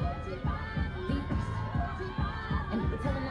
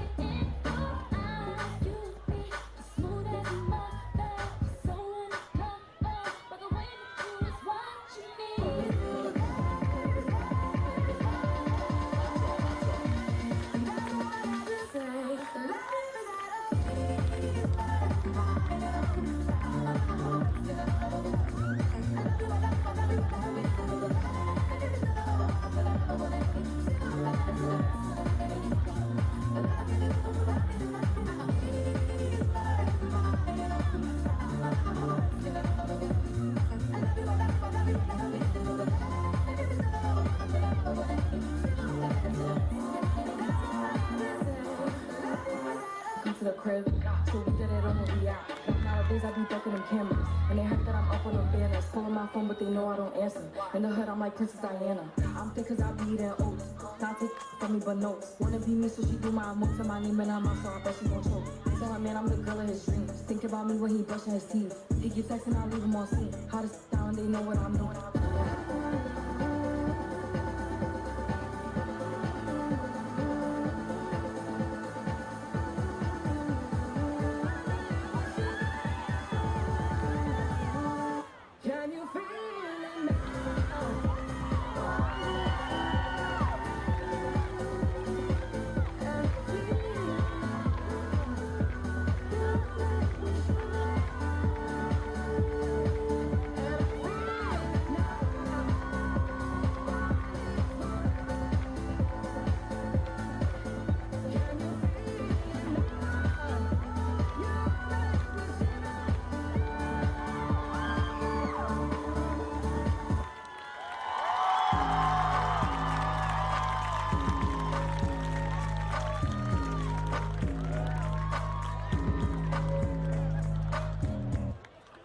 All right, come on, guys. You can do better than that. One more time for the kick line. You're watching the Varsity Media Sports Network, the home for New York high school sports. At St. Francis Heart Center, we're not just regional heart experts. We share our greater success with the world. We don't just pioneer technology. We do it more than anywhere on Greater Long Island. And we don't just win awards. We deliver greater outcomes for people like you. As New York's only specialty designated cardiac center, we're not satisfied with just being good. This is Long Island. This is St. Francis Heart Center. And greater lives here. After the Navy, I came home to marry my high school sweetheart and start a family. We've learned compromise is critical. Congress is no different. I'm Nick Lalotta. Taking on extremists in both parties, I've worked across the aisle to lower costs, restore our assault deduction, secure the border, end cashless bail, and empower Suffolk cops. That's why I'm ranked one of the most bipartisan members of Congress. I'm Nick Lalotta, and I approve this message. I'll keep fighting problems, not people, to make Long Island safe and affordable. Varsity Media is now opening up our schedule to any teams looking to be on a sportscast. Watching yourself on camera is okay, but hearing your name on a Varsity Media sportscast is like you're a pro. And look at this opportunity. Feldman behind. Jersey pulled. Feldman! Feldman! Here comes the 1-0. Hit on the ground to first. Quinn's up with it. Feeds to Varela. It's a no-hitter! And Division's moving on. Nassau County AA champions. As West barks out the signal. West is going to keep it himself inside the 5 to the goal line. Touchdown! Touchdown, Southside. Varsity Media offers sportscast coverage for any sport, and our coverage airs live and on demand so everyone can watch the game. Now is the time to be a star on Varsity Media. Contact us to book a sportscast today at 516-403-2050 or email ben@varsitymedia.net. Are you a local business looking for new and creative ways to promote your company? Varsity Media offers affordable rates that can get your message across to a demographic of 18 to 54 years of age. Our follower base across social media is over 50,000 strong, and our viewership numbers per game are in the thousands. Don't blow your advertising budget on old staples like TV and radio media. Reach out to Varsity Media to get the best bang for your buck. For the latest news in high school sports, be sure to check out varsitymedia.net or follow us on social media at Varsity Media. Hey parents, Varsity Media is now offering ISO video of just your athlete. Why settle for the wide angle that shows every player on the field? With our ISO video, your athlete is front and center the entire game. This footage will help in creating highlight videos for college coaches to better pinpoint your athlete's play on the field. Watching our video will help your athlete improve progressively throughout the season and may lead to a college scholarship. Varsity Media is now booking ISO videos for the fall, but spots are limited. Contact us today for football, soccer, field hockey, and volleyball by calling 516-403-2050 or emailing ben@varsitymedia.net. When it comes to live streaming, Varsity Media does it all. Athletic events, concerts, musicals, graduations, even weddings. Trust Varsity Media when it comes to your live stream event. Contact us today to learn more about Varsity Media's live streaming services at 516-403-2050 or email ben@varsitymedia.net.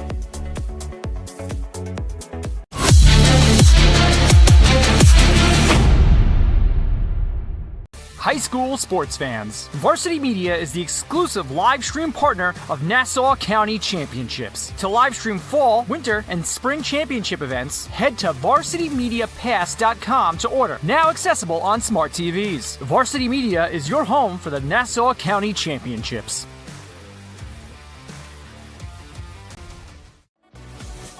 Hey parents, how about a bobblehead for your athlete?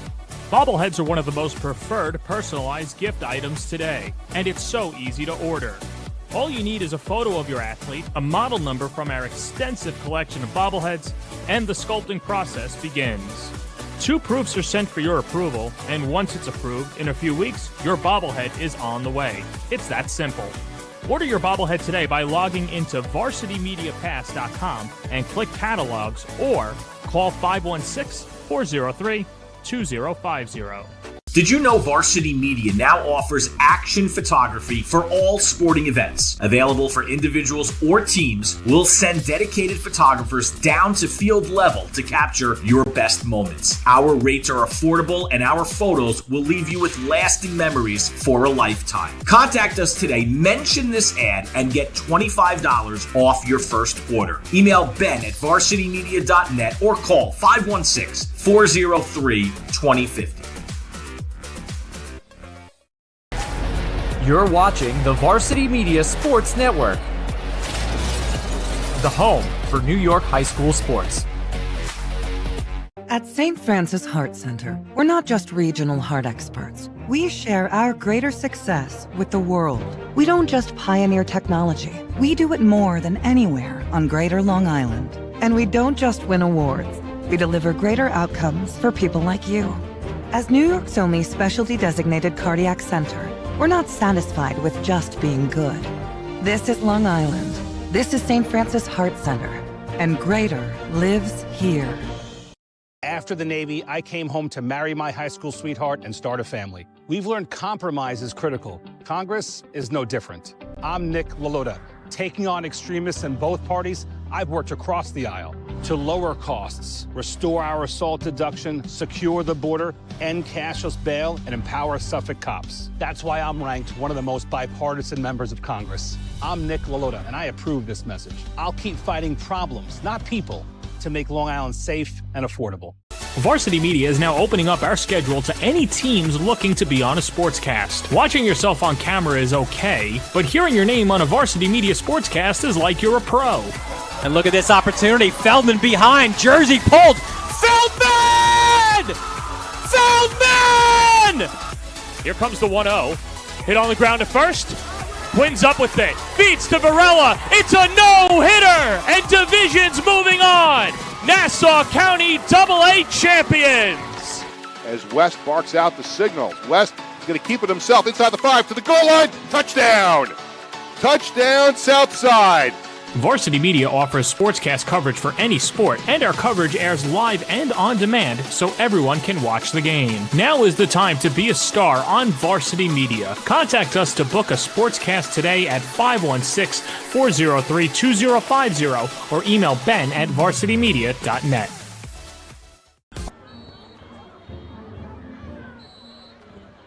Welcome back to Cy Donnelly Field, part of the pageantry here at halftime, homecoming. You got the floats, homecoming, king, court, queen. You got the kick line. Yeah, kick line crushed it. Cheerleaders crushed it. We had a Team USA baton twirler. Thoroughly entertained at halftime here at St. Anthony's. If you're a Friars fan, you were as entertained by halftime as you were by what you saw in the first half, at least by Gary Merrill, right? What a performance for the QB. Future is at Chapel Hill for lacrosse, but is present very much as one of the best quarterbacks in New York State. We knew that coming in, and he just added to that with that performance in the first half. 2 touchdowns, 42 yards, 47 yards as well. Another 40-yard plus run as well for Merrill. And he led the way to this 21-0 lead for the Friars at halftime. Yeah, just big plays all over the place for St. Anthony's. And then defensively, right, Garcia has been a force on the defensive end. And, you know, with Merrill running the ball and Garcia getting in the backfield, harassing Bowers. Just a great first half for St. Anthony's here on homecoming. And for St. John the Baptist, they did a lot of good things offensively. Got a nice push oftentimes from their line. Max Bowers running the football. But then, like, that final little bit that they needed, right? They just, it faltered there. Whether it was a turnover, whether it was getting stopped on a 4th down, they just weren't able to execute in the red zone And that's resulted in not having those points on the scoreboard. Yeah, and I'm sure that's what they could talk about at halftime with Alba, and they'll watch this tape. And again, it's been the same recipe. It's been too many penalties, not winning the turnover battle, but Alba and his staff, right, they're about coaching these boys up, right? They're really preaching that process over outcomes. And I think that, hey, we're going to clean up the game here with 10 holding penalties one game. I think they've had 1 or 2 in the first half. That's improvement. Hold on to the football and keep churning out yards on the ground. And you're right. I mean, that's conversation. Think about this, right? Before the Holy Cross game, Phil Alba told us pretty candidly, right? He walked out of the room and he took Max Bowers with him. He's the ultimate leader.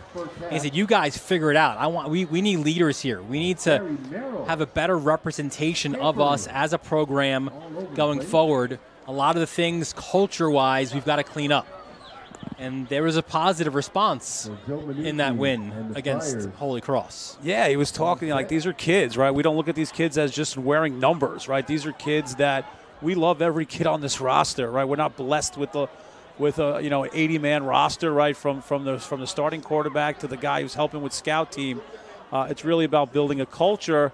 And, they've been tested at times, right? Coming off a championship last year in the AA, having a little ups and downs this year. It's guys like Bowers and Skoda, right, who are going to, finish this year out on the right way. Yeah, process above outcomes. That is the slogan for this group. And part of that, too, is them stop of not living in the past. And not just living in the past. It's not about living the past glory, but more kind of being worried about, hey, how come we're not winning like we did last year? We won the championship. And Alba says that year is over. This is now. Let's focus on the now. Let's put that in the rear view. Yeah, Nick Saban, I was watching College Game Day. He said the same thing, right? His coaching changed when he went to transformational coaching rather than transactional. And that's what Alba's saying. He's like, transactional and outcomes, it's the same thing. If you're only judging by wins and losses, then you're not doing it right by the kids. You got to teach them, right? You got to motivate them, and you got to have them learn and keep getting better. And, I just know from a couple of calls with him, like Coach Alba's a guy that I would be proud for my son to play for. Well, now we know where Saban got it from. Yeah. So the Cougars, first drive of the second half, 1st and 10 from their own 29-yard line. Much of their offense has been the run game. There's Jamad Jackson, the freshman, pushing himself forward.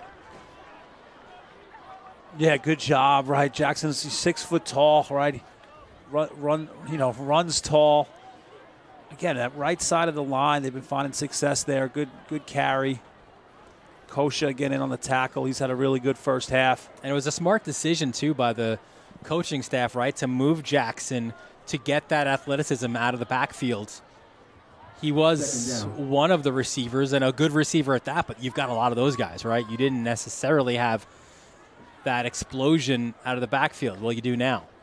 Yeah, and how exciting is it to have Bowers, handing off to a freshman, and the freshman looks like he's going to be the future of this program. Good pursuit there by a host of Friars as Bowers gets about 2 on that carry.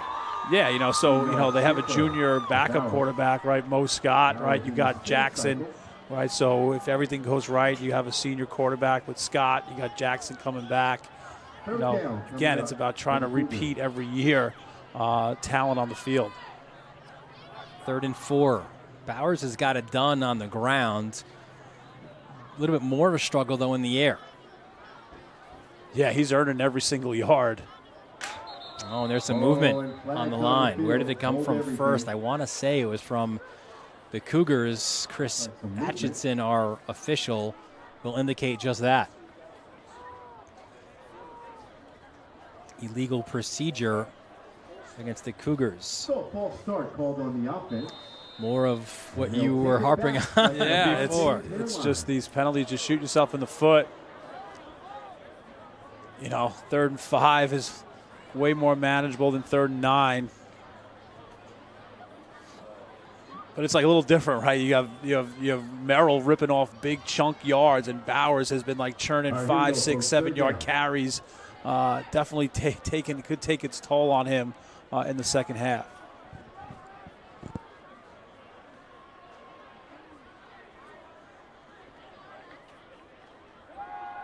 Bowers over the middle. That is a completed pass. That's a really good tackle as well. The pass was caught by Raber. Raber calling it in. But then making sure he didn't get any more. Nick Shevlin with a great tackle in the open field. Decision time. That's what Shevlin does, right? The senior from Hicksville. Go Comets. 28 tackles on the year as your Sam linebacker.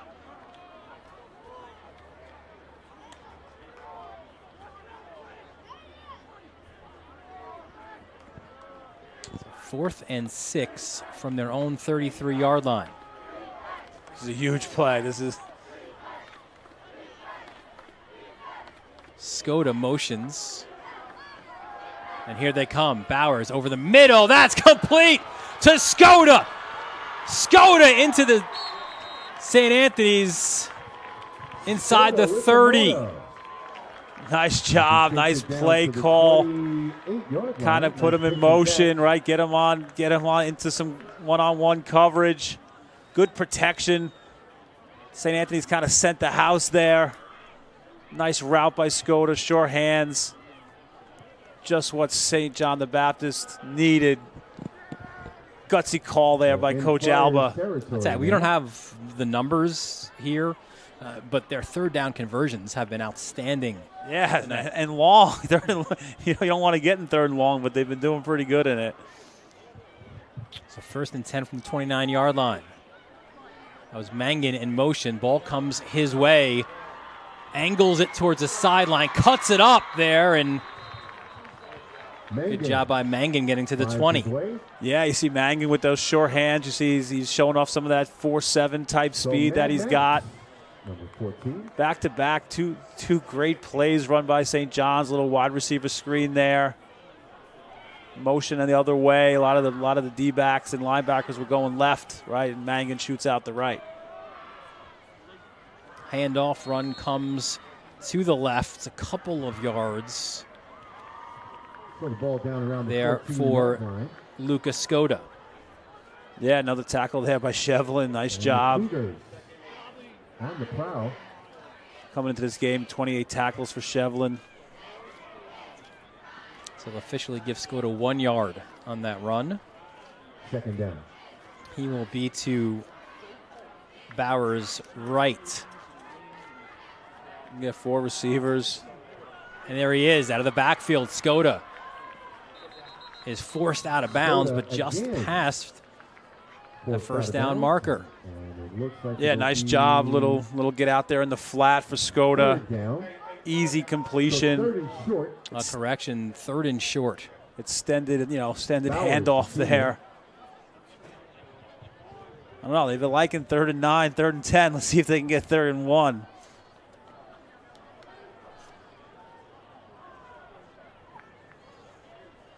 Yeah, watch Vitucci having success running behind that right side of that line. This is the deepest the Cougars have gotten on the field to this point. Bowers calls his own number. Garcia was in on the tackle. So Bowers with the keeper, but nowhere Looks like to he'll go. be stopped. So it's 4th and 2. Yeah, Garcia's just been an absolute beast so far. For Coach Phil Alba. Living in the backfield. Tackle for loss. Maxwell Bowers. Definitely tried to run behind Vitucci and Cahill and Asbel. Quarterback from Brightwater. So a loss of 1, 4th and 2. Bowers keeper, what do you think, Bill? Yeah, I think that could be the call. You get the push from the big boys up front. The brotherhood. Must convert here. And there it is. Bowers, first down, continues to churn forward, and he's taken down at about the 3-yard line. From the 3, as the Cougars First and goal for St. John the Baptist. Yeah, get behind Memo, right? Vitucci, right? Klein, Varno, Asbel, Cahill. Skoda. Glad you guys could make it to Good job, homecoming. double team blocks on the outside. Beautiful Friday evening. Good ball protection as well by Bowers. So let's see what Bowers and the Cougars. See if Mad Max can get in the end zone. First and goal from the 3. Bowers cuts it inside. Touchdown, St. John the Baptist. Is in. So the Cougars punch their ticket. It's been their best play, best go-to, right? Bowers keeper, getting behind Vitucci, Cahill. Look at that job on the outside, blocking, right? Lightman with a great job blocking from his tight end, his 4-back position. Mad Max enters the end zone. So Wesley Osordo on for the PAT. Getting ready for the PAT. It's like Skoda is in as well. To long snap. The hold was good. It's good. The hold So 6 minutes straight up left in the third quarter. was by Lightman. Cougars on the board. And Osordo's PAT is good. 21-7 now. The lead for St. Anthony's. Halftime did the Cougars good. Great start. Got some great ones coming up, including a game that a lot of people are talking about on Sunday in Mineola, Gold Star Stadium, Cardinal Hayes and Chaminade. Hayes defending champions. A resurgence on Jericho Turnpike. Flyers. Chaminade. That's going to be a fun one, 1:30. For that one, we got Freeport, Port Washington, Manhasset, Southside, Wantagh, Cold Spring Harbor. And these Cougars, we'll see them again November 2nd against St. Peter's. All these games right here on the Varsity Media Sports Network. Yeah, Wantagh, Cold Spring Harbor will be a good one, right? You got them, the Seahawks, Plain Edge, and Wantagh all kind of fighting for that top spot. Amazing what a year can do, right, for Chaminade? And 1-8 a year ago. They are undefeated right now in the league. Only lost to Seton Hall Prep. Cougars need a stop or a turnover to make this interesting. Osordo end over end, a returnable kick, takes a bounce, fielded at about the 15-yard line. That's Moore, cutting it inside, still on his feet, and finally pulled down outside the 35-yard line. Yeah, good job by Moore, getting an extra 15 yards, on that run, and now there's a flag out. Let's see what it is. Those late flags are generally the 15-yard variety.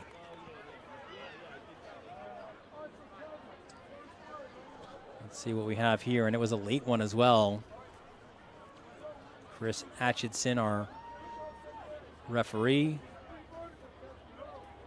Ken Breitenstein, our umpire. Tom Smith, the head linesman. Joe Gilpin, the lineman.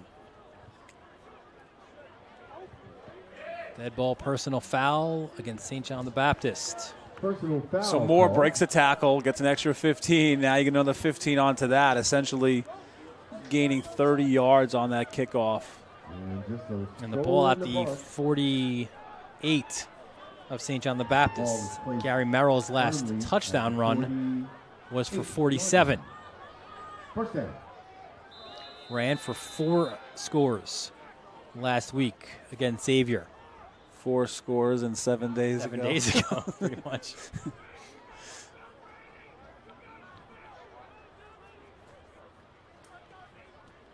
Merrill fakes the handoff, takes it up the sideline. It was Bonilla who was coming after him. Yeah, good to see, you have Bala back in. We didn't really see him much in the second quarter. Fake the handoff to Bala, right? Merrill goes out the right side. Good tackle by Dominic Witt on the outside for the Cougars. Gain of 6 on first down for Second down coming up. Gary Merrill, who accounted for 400 plus yards of offense last week in that win. Fakes the handoff, goes over the middle. That's complete.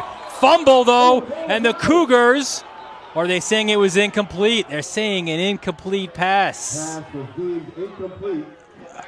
Again, we do have benefit here of replay, which we will show you now. Yeah, I think I'm assuming it's the same rules as the NFL. Does he make a? That's really close. Nice job, Joseph Rivera, right, knocking that pass down, right? Rivera, really good athlete, has a few college offers. And then you compound that, right? You're frustrated a little bit for Baptist. You think you've got a turnover. That was the play, right? You need a turnover. That was it. And now a penalty will move the chains for St. Anthony's. So the Friars going Yeah, so Rivera, senior, 5'11". Union, Ithaca, Grinnell, right? Few offers for him. First down, Haven't seen him much on offense, right? But really a defensive stalwart for St. John's. Merrill followed at least briefly. Bala comes back this way and nowhere to go. Skoda came in a little bit late, and something that the St. Anthony's coaching staff didn't like, but I think the first one in was Brandon Maloney, number 53. And still some jawing between these two teams. Yeah, you see Man Caruso, right, and Bala in the backfield showing some different formations. Right, Man Caruso's a really good athlete. UNC commit as well for lacrosse. Kind of adding a little wrinkles here, trying to throw off St. John the Baptist defense, but didn't work there. 2nd and 8. Merrill explodes down this sideline, pushed out of bounds by Bonilla. And some extracurriculars again. Yeah. Skoda in the middle of it, but this time this will go against the Friars. Yeah, it's getting chippy here. A little fake handoff to Bala. Merrill just explodes through the line. Stiff arm. At the end of this, it was Skoda and Dempsey Burke face to face, and then Burke pushed Skoda to the ground. Yeah, Skoda might have hit someone after the whistle. Burke. And Atchison has offsetting penalties. He does not look to be a happy camper either, calling those penalties. Penalties on both sides. So Yeah, he's kind of he's had enough, he's saying. This is a great job by him. Unbelievable. Watch this. Bringing everybody in. Maybe the I love it. coaches by Chris as well. Atchison. have a talk.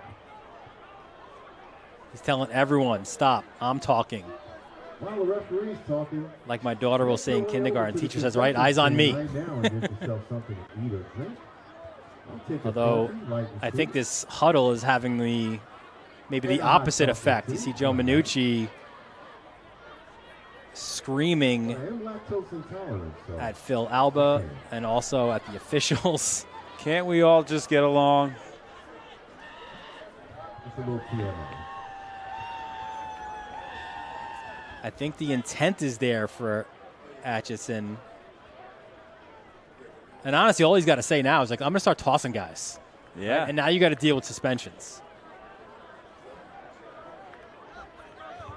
Yankees still up 3-1, top of the third. Well, Phil Alba is ready to break bread with Joe Minucci, and Minucci having none of it. In case you're just joining us, Mets win 12-6.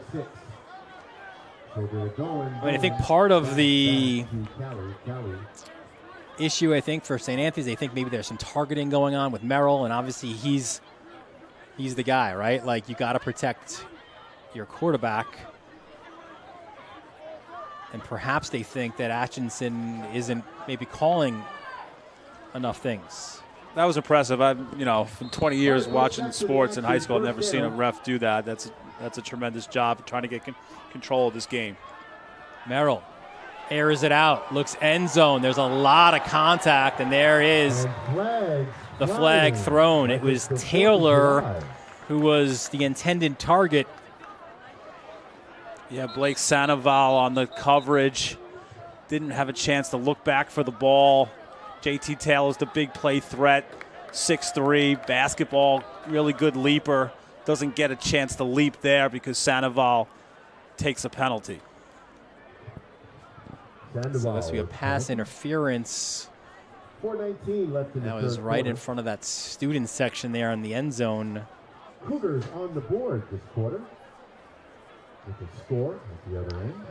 So you mark that one, and there's a look at some of the student sections. I love number 16. Gary get- Merrill.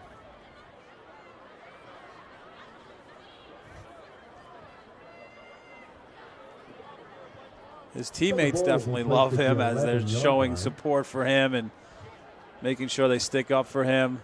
I'm not sure the Cougars. Yeah, they're not share. They don't love 16. Homecoming Friday. St. Anthony's versus St. So the Friars will push themselves up to the 11.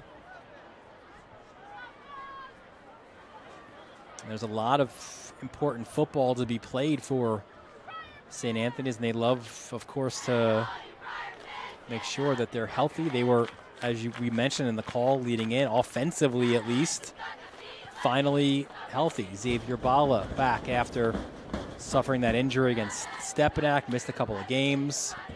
No, but we've seen him in the backfield this second half, kind of more like a decoy, right? Kind of faking it to him. Merrill's been keeping it. Obviously, he's probably not in 100% game shape. Kind of easing him back in, it seems, but just him being back there in a fake number 8, you know, you're not a freshman All-American. Offers from Rutgers, Cuse, Bowling Green, Stony Brook. His presence out there is much needed for St. Anthony's. All right, folks, just about All right, that so for the after action. all 4:19. of that, 1st and Left 10 in the from third the quarter. 11-yard line. 11-yard line is where we Yeah, start. this is Will Hart zone. Oh, that's Bala. Exploding Bala, pushing forward, cutting inside the 5-yard line. Just a big kid, hard to bring down. You know, this offensive line has been really great freeing up holes, like untouched. Dowling, Gronfeld, Ryan McNaughton's nasty in the center. Dempsey Burke, right? Bryce Chanchuli is a really good prospect, junior. And now X going to give it to you. Bala in for the touchdown. And on cue, right, following 77, right tackle Bryce Chanchuli. All right, started as a sophomore last year. Was a guard, now a right tackle. Great job winning the point of attack. Right, Ryan McNaughton, he won his battle, 3-time varsity player, undersized but tough. Got to hand it to those offensive linemen in the trenches. So Bala still dancing. There were flags. And this we expect to be issued after the Bala still dancing.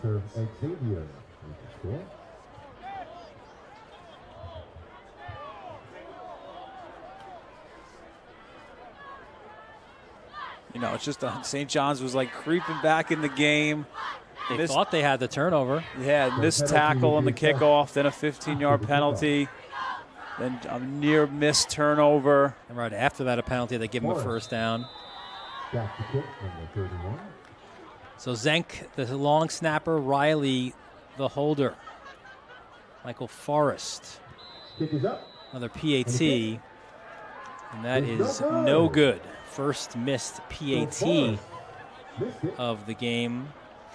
Bala off his second touchdown run of the game. We mentioned the road forward now for St. Anthony's. They'll take on Kellenberg. We expect the Friars to win that game, and then that's the big one at the end of the regular season. How much will that game play a role, really, in determining, you know, possibly a home game or two in the postseason? Yeah, another 2 weeks, right? You get Bala, you know, up to full strength, right? Hopefully they can get, you know, Cam Urso back right at the end and really be firing all cylinders, right, for that 11-2 matchup against a really, really good Cardinal Hayes squad. Okay, the AAA, very, very interesting. Right, Iona off of wins over St. Anthony's, and now last week at Columbia over Cardinal Hayes. You know, kind of like the movie, right? You got the juice now. Yes, for sure. Up in New Rochelle. But who's that second team? Is it Cardinal Hayes? Is it Chaminade? And that's Chaminade beat St. Anthony's earlier in the year, but that was a non-league game. Yeah, and that's the best thing is that this is going to be decided. You can talk all you want about it, but it's going to be settled on, you know, in between the lines, right, with these student athletes, and you know, creating memories that they'll have for forever. So after the penalty was assessed against St. Anthony's, they'll kick it off from the 25-yard line. And the kick is up. Returned from the 30. That's Jaden Miller looking to get to his sideline, trying to cut it up the field. And he's down at about the 45. Let's take a look at those standings now. Soap in the AAA. We showed you AA1 before. And there you see Hayes, Iona. They'll get to the PowerPoints portion, which is obviously what dictates everything, you know, based on where you were before the start of the season, your strength of schedule. But there you see Chaminade too. The Flyers, they go back-to-back against Hayes and Iona. Home for Hayes, at Iona. And St. Anthony's, that we saw end the season against Hayes. All those big hitters all right up against each other. Yeah, they all know each other. They've watched hours of film on each other. It's time for just for the boys to hammer it out on the field.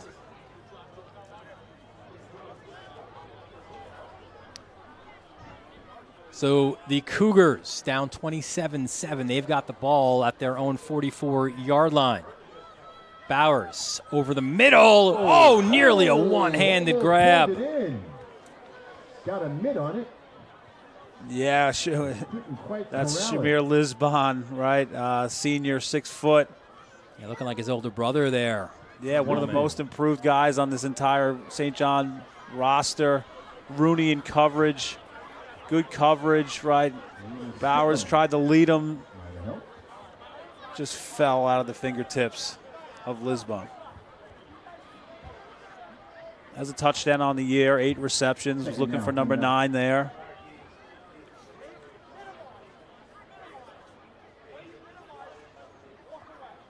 Second and 10. Bowers quick out to the far sideline. A cut inside. And that looked to be Jaden Miller. We expected to see him, right? We spoke with Phil Alba about that. Terrific athlete, maybe arguably the most or the best overall football player on this team, and gets a first down. Yeah, we saw him on the kickoff return. Now we see him lining up, you know, outside as a receiver, 6'1", 4.65 type speed, 10.4 broad jump. Got to get the ball in his hands. Try to make a play. Yeah, it's a time of the season, right, for St. John the Baptist where you want your best guys always around the ball, right? So you're seeing more of Lucas Skoda in the backfield. You're seeing Jaden Miller as a receiver as well. You're seeing Max Bowers as a linebacker. As there goes Skoda. A lot of anger behind that run up the far sideline to move the chains again. He's definitely been leaving it all out on the field tonight. Just tremendous, tremendous energy. Alba told us he likes the bright lights, and he's shown tremendous emotion playing. So the Cougars on the St. Anthony's 32, and when Alba said he watched the film, said there were no weaknesses on the St. Anthony's offense, but felt they could do some things against this defense, and that includes another hard run by Max Bowers. Took a big hit, shakes his head that he's all right, and gets back to the huddle. Yeah, 14 is he's earning his paycheck tonight. Good job by the offensive line, giving him space, a little stiff arm, runs through a tackle. And I think the stiff arm meant he didn't see Anthony Sanchez there lay down the lumber, and he went down. His knee was down, and another low snap, and that's been an issue really throughout. But that's the first time that really will result in a loss. Yeah, there was that change offensive line-wise where it was Logan Asbell who was the center and Klein Varno there now. I think it's just thrown off the timing on a bunch of routes. We've seen Bowers be short with a couple of passes.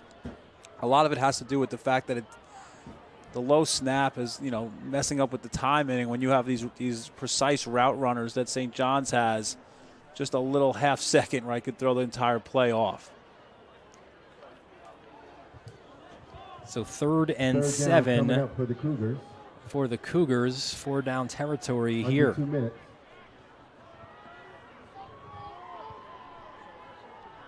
Skoda motions. You've now got trips right.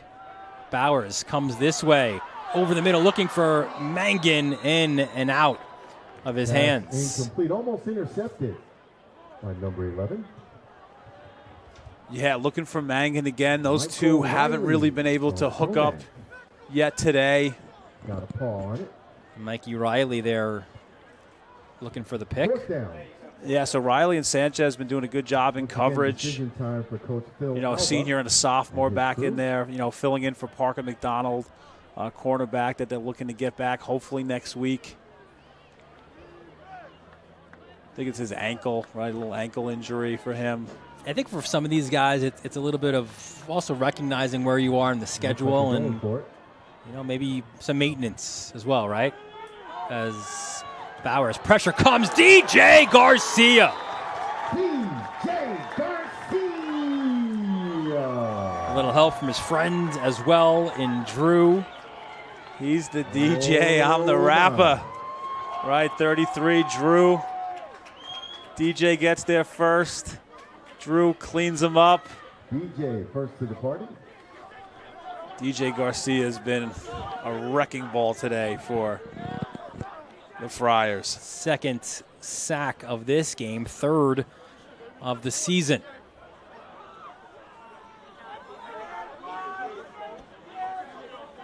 You want to get the party started, you call the DJ. Take some stock in him, a junior. Quick out as Merrill goes down the left sideline, finding James Taylor. So upended is JT, James Taylor. Yeah, you saw, Taylor, they took a deep shot. He drew a penalty in the back of the end zone on the last possession to set up that touchdown by Bala. You see his sure hands there in a quick out pass. Handoff, Bala pumps the brakes, pumps it again, cuts it inside, pushes forward, and moves the chains past midfield. Yeah, he has just tremendous patience, vision, and the ability to finish runs. That's what makes him one of the best sophomore running backs. Bunch of offers already from Rutgers. Coach Giano, right, offered Syracuse. Just kind of vision, just finding holes. Even falling the right way, right? Turning your body on the opposite side of the defenders and then continuing to get a couple more yards. So 3 quarters in the books. A lot of Gary Merrill and a little bit of Xavier Bala as well. When you got a DJ, right, you got to dance as well. Xavier Bala bringing the moves. St. Anthony's with the lead, 27-7 after 3 here on the Varsity Media Sports Network. This is Solomon Thomas with the New York Jets, and you're watching Varsity Media.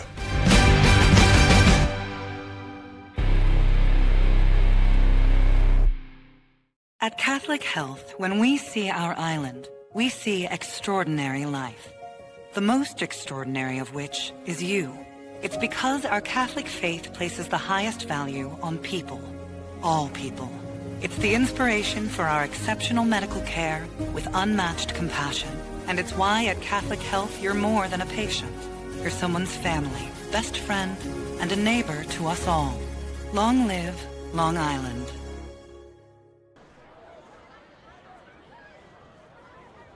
Back here at Cy Donnelly Field, Dylan Butler, Brian Soper, our entire Varsity Media crew. 4th quarter underway now, and it's 27-7 the lead for St. Anthony's.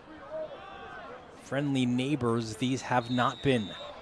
Cougars from West Islip here in South Huntington, north-south clash between two Suffolk County squads. Yeah, it's like Merrill softened up the defense and arrested Bala. Is going to carry the load here. Not easy task, with St. Anthony's, ahead by 20, having to stop the run. 2nd and 5, quick out. There's Taylor again. Does break the first tackle. And that's the thing, late flag as well, but you've got to wrap up James Taylor right away. You can see the explosion and the yak as well.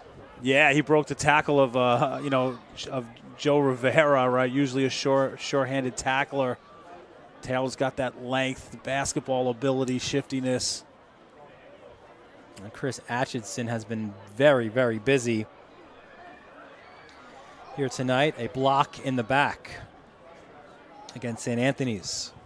So a block in the And back for a game ball. like this that has been chippy from probably, the second quarter on, and it started friendly. It right? did. Nice prayer and presentation in the beginning of the game. But Chris Atchison, the perfect guy to have out there just to kind of be that cop out there, right? To just make sure that guys don't go over the edge too much. Yeah, you see Jax Pro Cop out there, 85, sophomore, 6'4", tight end. Here's some more of Bala. Xavier Bala continues on past the first down marker and more. Yeah, you see Bala. He ran behind Prokop there. Again, 6'4", 230, sophomore. Good-looking tight end. Dowling's been doing a good job. McNaughton, Dempsey, Burke, Jack Ortiz as well. First down.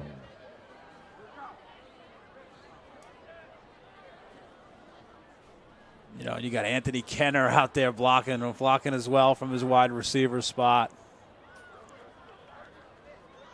They've done a good job with that. If you watch a lot of these extra runs, and the wide receivers have done a good job blocking for Merrill and Bala.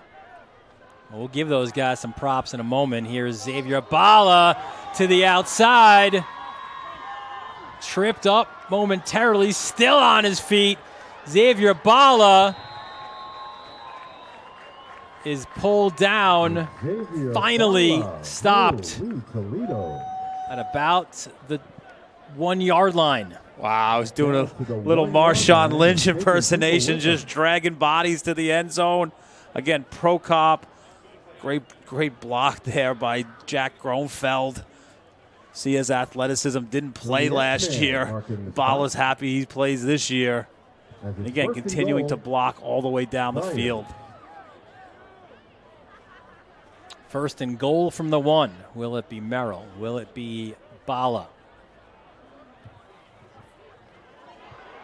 Oh, Bala pulled down. And a nice play by the Cougars to stuff it. I think Maloney was in there. I think that was Tyler. We haven't called his name today, but that's Jarek? Tyler Jarek, I think, the freshman. Let's take another look. That's Jarek, right? He's a 6 foot, 195. Does not look like a freshman. Boom. Second down coming up. Yeah, good call. 28 there. And they'll go keeper. Touchdown. And they're in for the score. And a little laundry on the flag turf. on the field. Hold everything, folks.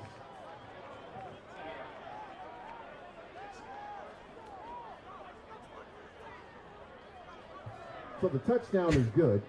Chris Atchison is just so agitated. He'll throw another one. This will be, I think, against Minucci. Everywhere.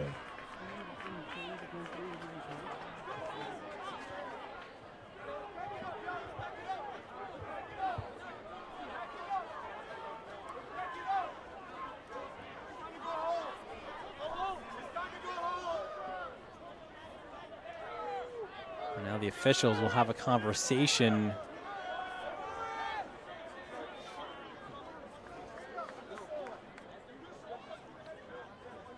Atchison, I was feeling good coming here today. It was a nice night.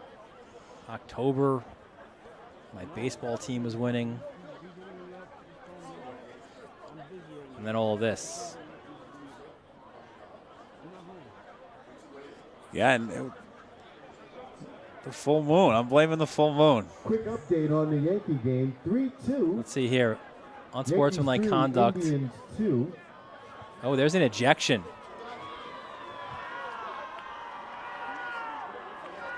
And I think there was just the one ejection, right, against St. John the Baptist. Yes. No, there was a big sea of humanity at the goal line. Who knows? Anyone's guess what happened. You get the extra point. Someone got an early exit.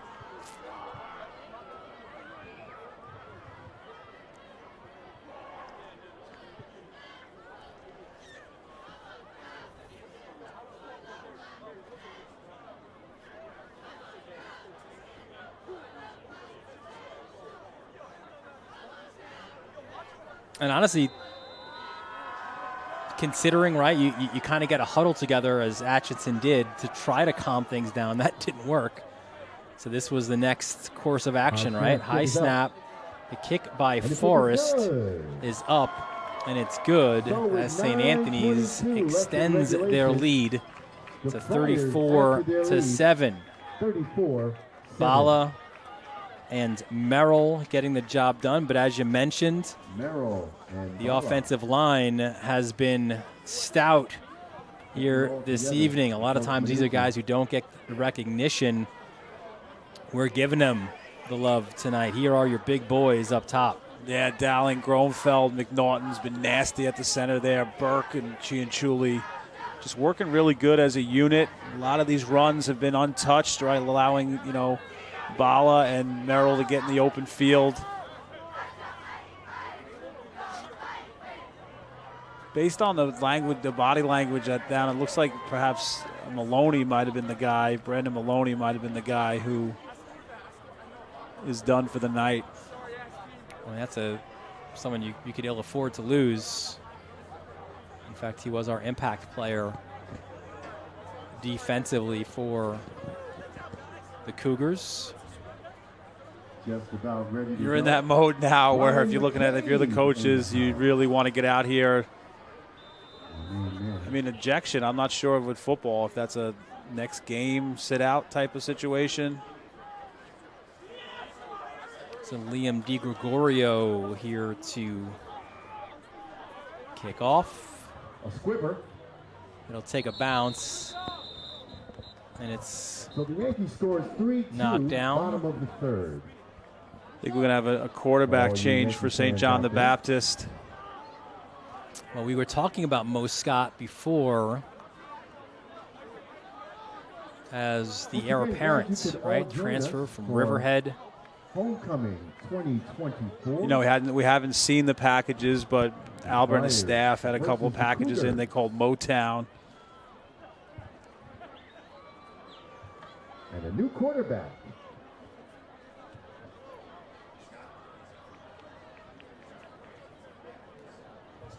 So Maurice Mo Scott out for now at the helm. St. for John the Cougars, Baptist. Number 12. So certainly Phil Alba, right, looking at what's ahead. Let's protect Max Bowers a bit here in what has been a physical contest. So first look at Mo Scott. His first pass is completed. Oh, excuse me. Scott with the right ball. He takes the run. Yeah, good job, right? Scott showing off that strong arm of his, right? Finding Jaden Miller. It's a good guy to find for your first completion. Seen St. John's get the ball in his hands a little more in the second half. Look for the next game, St. Joe's by the Sea, and look for Miller to really start to shine on both sides of the ball. Scott Jr. from Calverton. Really kind of relied almost exclusively on his athleticism last year at Riverhead. And the playbook at St. John the Baptist, as Skoda, nowhere to go, has been more complex, and it's been a lot of learning on the job for Mo Scott this year. But definitely, the kid transferred into St. John's, right, looking to improve as a player, and Alba was very, very, cognizant that he needs time, right? He's going to need real game action if he's going to kind of be the guy, the next guy in the wings for St. John's. You know, I'd say that's Kosha again and Garcia have been the two guys that have been a huge problem for St. John's tonight.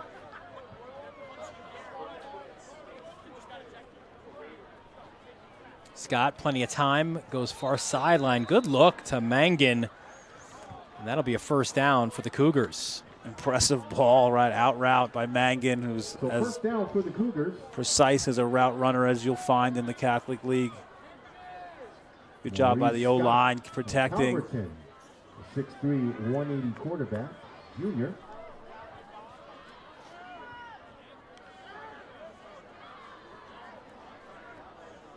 First and 10 from the First down, Cougars. 43-yard line.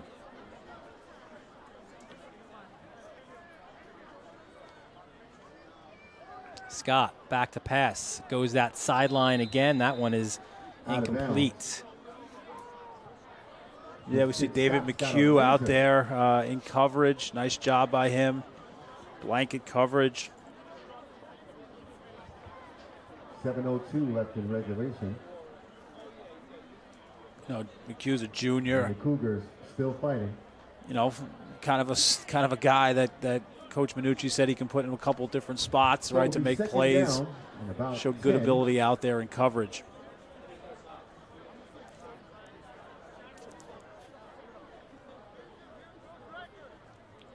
Second and 10. Scott fakes the handoff. Completes the pass, but a short one all wrapped up at that. Making the catch, number 19, Jamad Jackson. Yeah, Ethan Arriaga with a nice tackle. Ethan Arriaga from Merritt, a senior. See Dean Novolino in there right now at corner for St. Anthony's.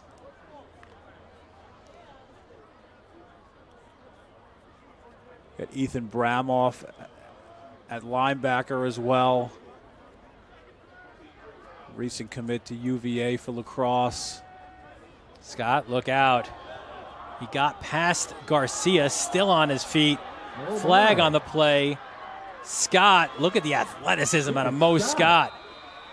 This very well might come back for a hold, but that was impressive. Entertaining. He's about the only thing that got away from DJ Garcia today was Mo Scott. But Garcia just kind of gets him out, flushes him out of the pocket.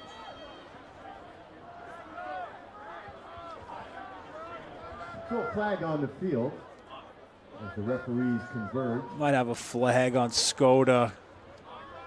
Kind of a crackback block. Took out Filiberto. So this one will go back.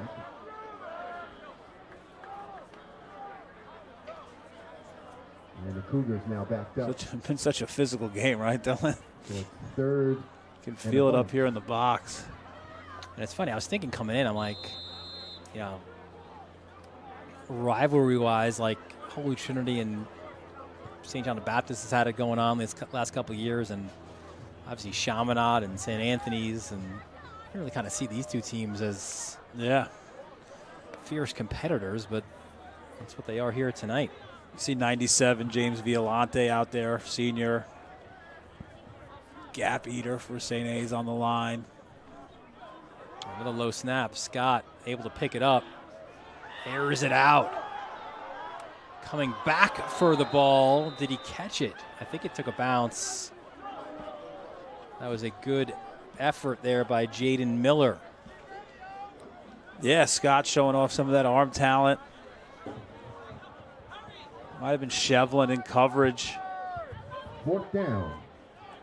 We've not seen a punt this game from the Cougars, and I think we will now. Osordo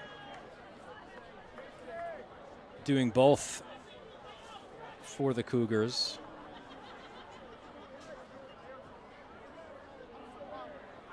And there he is.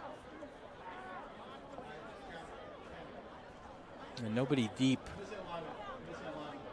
for the Friars. Yeah, they're going to bring it, or the deepest guy out there is Justin Zizza, 28, senior D-back. Fourth down.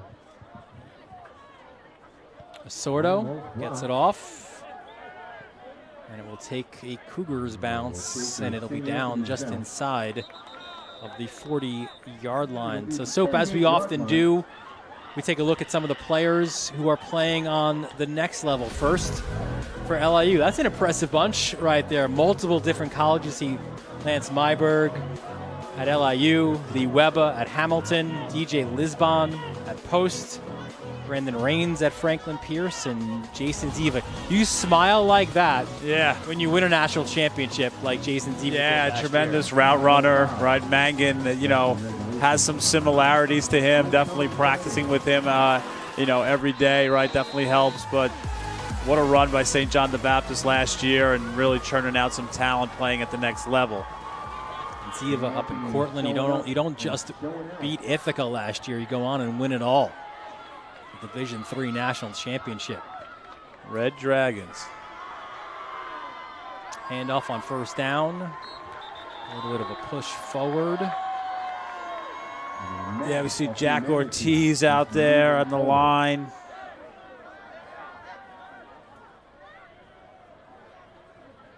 If I'm not mistaken, new QB, right, as well for the Friars. Second down coming up.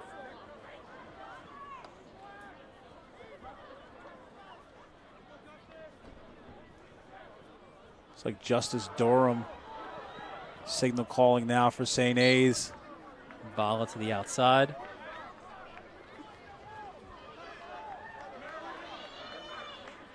Yeah, we see some new linemen out there. Nicholas Jalayer, 76, junior lineman.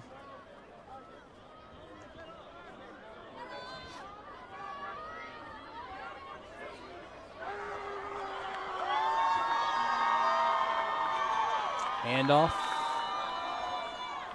A couple more yards there.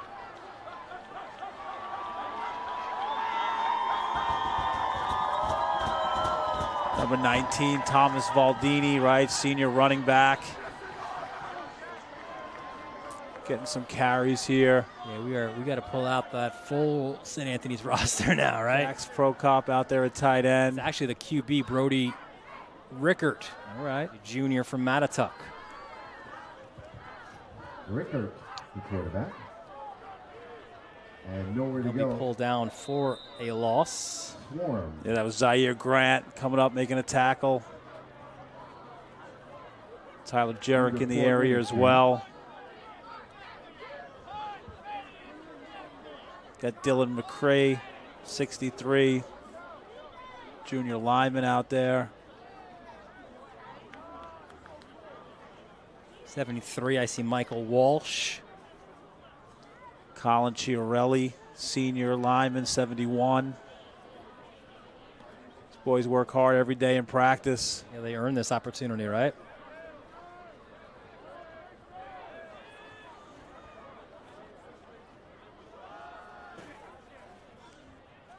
Another handoff. This to Valdini.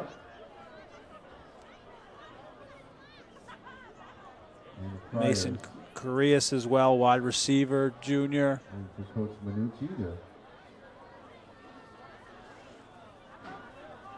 So a hard-fought win here for the Friars. So it's fourth down. A homecoming victory. And from midfield, they will go. It's Valdini. 2 minutes. 2 minutes. And we'll have a turnover on downs. We showed you the players to, or excuse me, the next level guys. Here are some next level guys, certainly, for St. Anthony's. Ian Strong, KJ Duff, both playing on the banks of the Raritan. Dante Torres up at Harvard, Jaden Platt, William and Mary, and Kenyon Miles at Villanova. Yeah, Duff, right, over 2,600 receiving yards, right? 25-plus touchdowns in a St. Anthony's jersey. Playing for Coach Schiano at Rutgers. Yeah, he's got a touchdown in a Scarlet Knights jersey as well. Unbelievable. He's a true freshman. Playing football at Harvard ain't bad for Torres. I heard that's a pretty good place to get an education. Not bad. Ball dropped, far sideline. You mentioned the road forward for these teams. St. John the Baptist, they'll go back to AA1, right? And they'll take on St. Joe's C, and then St. Peter's. They'll do so both at home as well. Homecoming next week against the Vikings, and then St. Peter's to close out the regular season. St. Anthony's taking on Kellenberg, and then the big one to end the regular season against Cardinal Hayes. C.J. O'Neill's Cardinals, will see them in person on Sunday against Chaminade. Scott airs it out and bounces it, and what a game that can be. You know, in our conversation with Tom Claro, said, you know, listen, honestly, Tom, I don't know if a lot of people saw that game on the schedule when it came out, when everybody was 0-0 and thought that could be any bit of a ball game. You've put yourself in the conversation now.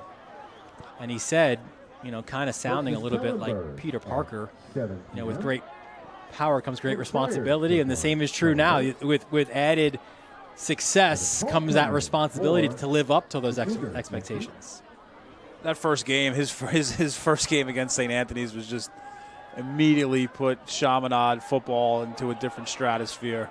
Although Scott put one up in the stratosphere himself, and a late flag as well. And he said that game, remember too? He said that game wasn't going to define our season. Said the same is true about this game against Hayes, but it will help determine seedings, right? And there's a buzz, man. There's a buzz around Gold Star Stadium. The alumni, the parents, the students, everyone's excited right now. And you want to keep those good vibes going. Yeah, and you know, they're just a tough team to play against. You know, Claro's, you know, offensive line background, and they're gonna grind you out in the trenches, and they have the skill players to make plays as well, and just a disciplined, hard-nosed football team. And then you got the boys from Cardinal Hayes, right? A year ago, they not only won the league championship, they won the state title as well, and that was led by a ton of juniors. So all those guys back. Of course, Rich Beelan, the QB, Reed Jones as well at wide receiver. You've got the entire defensive line returning. And there's one in and out of the hands. That would have been 6. I mean, we only got like 8 minutes or so of Mo Scott, and he can throw the football. He could certainly sling it, there's no doubt. That was a tremendous pass, perfectly led the receiver there, Lisbon, who would love that one back. But I think one of the more fun matchups on Sunday, right? You got Rich Beelan, right? The reigning Gatorade Player of the Year, right? The Syracuse commit. And who's going to be chasing him down? Lou D'Agostino, 13 sacks on the year. Future Syracuse lacrosse player, Lou D'Agostino. And he loves to hit. How about that hit by 4-3? Armando Rodriguez laying the boom on the freshman, Jamad Jackson. Rodriguez, the junior linebacker from Bayshore. He'll be talking about that one for the next couple of days. Yeah, and he's got Bowers and Brightwaters, right? Maybe seeing him at the 7-Eleven. Hey, see my hit? All right, Scott wants to get a touchdown. He's been close. That one off the hands of Mangan. Yeah, a few near misses.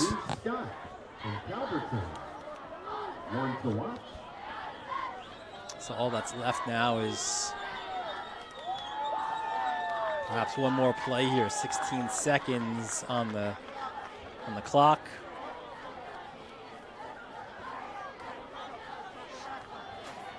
You would like both teams when this is over.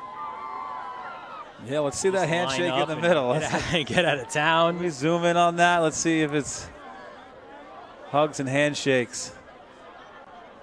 St. John the Baptist, they'll fall to 2-5 on the season.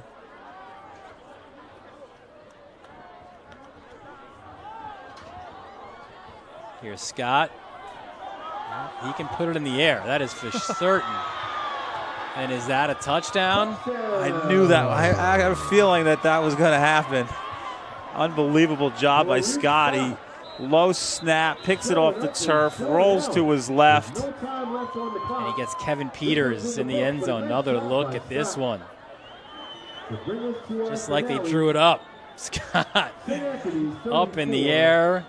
Peters makes the reception as time expires.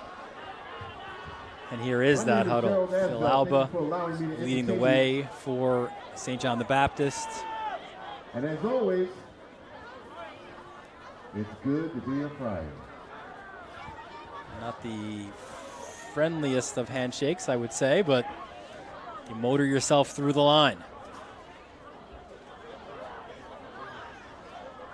Scott deserved a touchdown at the end. He had a, also, folks, don't forget, he had a couple bounce off some fingertips. Has you covered. You do a great job covering all high school sports here on Long Island. So if you can't make it to the game, check them out. So St. Anthony's, they get this homecoming win. And the Friars, they improve to 5-3 on the season. Take on Kellenberg next week, and then Hayes to follow. You know, Coach Alba said, or as soon as this final whistle comes off, our second season is starting, and you know they get out. There's a lot of positives to take from this game, but definitely still working on the penalties, right? And did lose the turnover battle by 1, but I thought a lot of positives from the line, as well as the backs running hard. But just Merrill was just too much to start this game for St. Anthony's. So 34-13, your final score. St. Anthony's with the homecoming victory. Gary Merrill with 2 rushing touchdowns. Xavier Bala with 2 as well. So that'll do it here for us from Cy Donnelly Field for our entire varsity media crew. Ben, don't call me Brandon Nimmo Churchin, our executive producer. He is the definition of grimace. Our technical director, Chris Sweeney. For AJ Nieves, Ron Pierre, all those great moving images. For my broadcast partner, Brian Soper, Dylan Butler, thanking you for joining us from St. Anthony's. We look forward to seeing you next time right here on the Varsity Media Sports Network.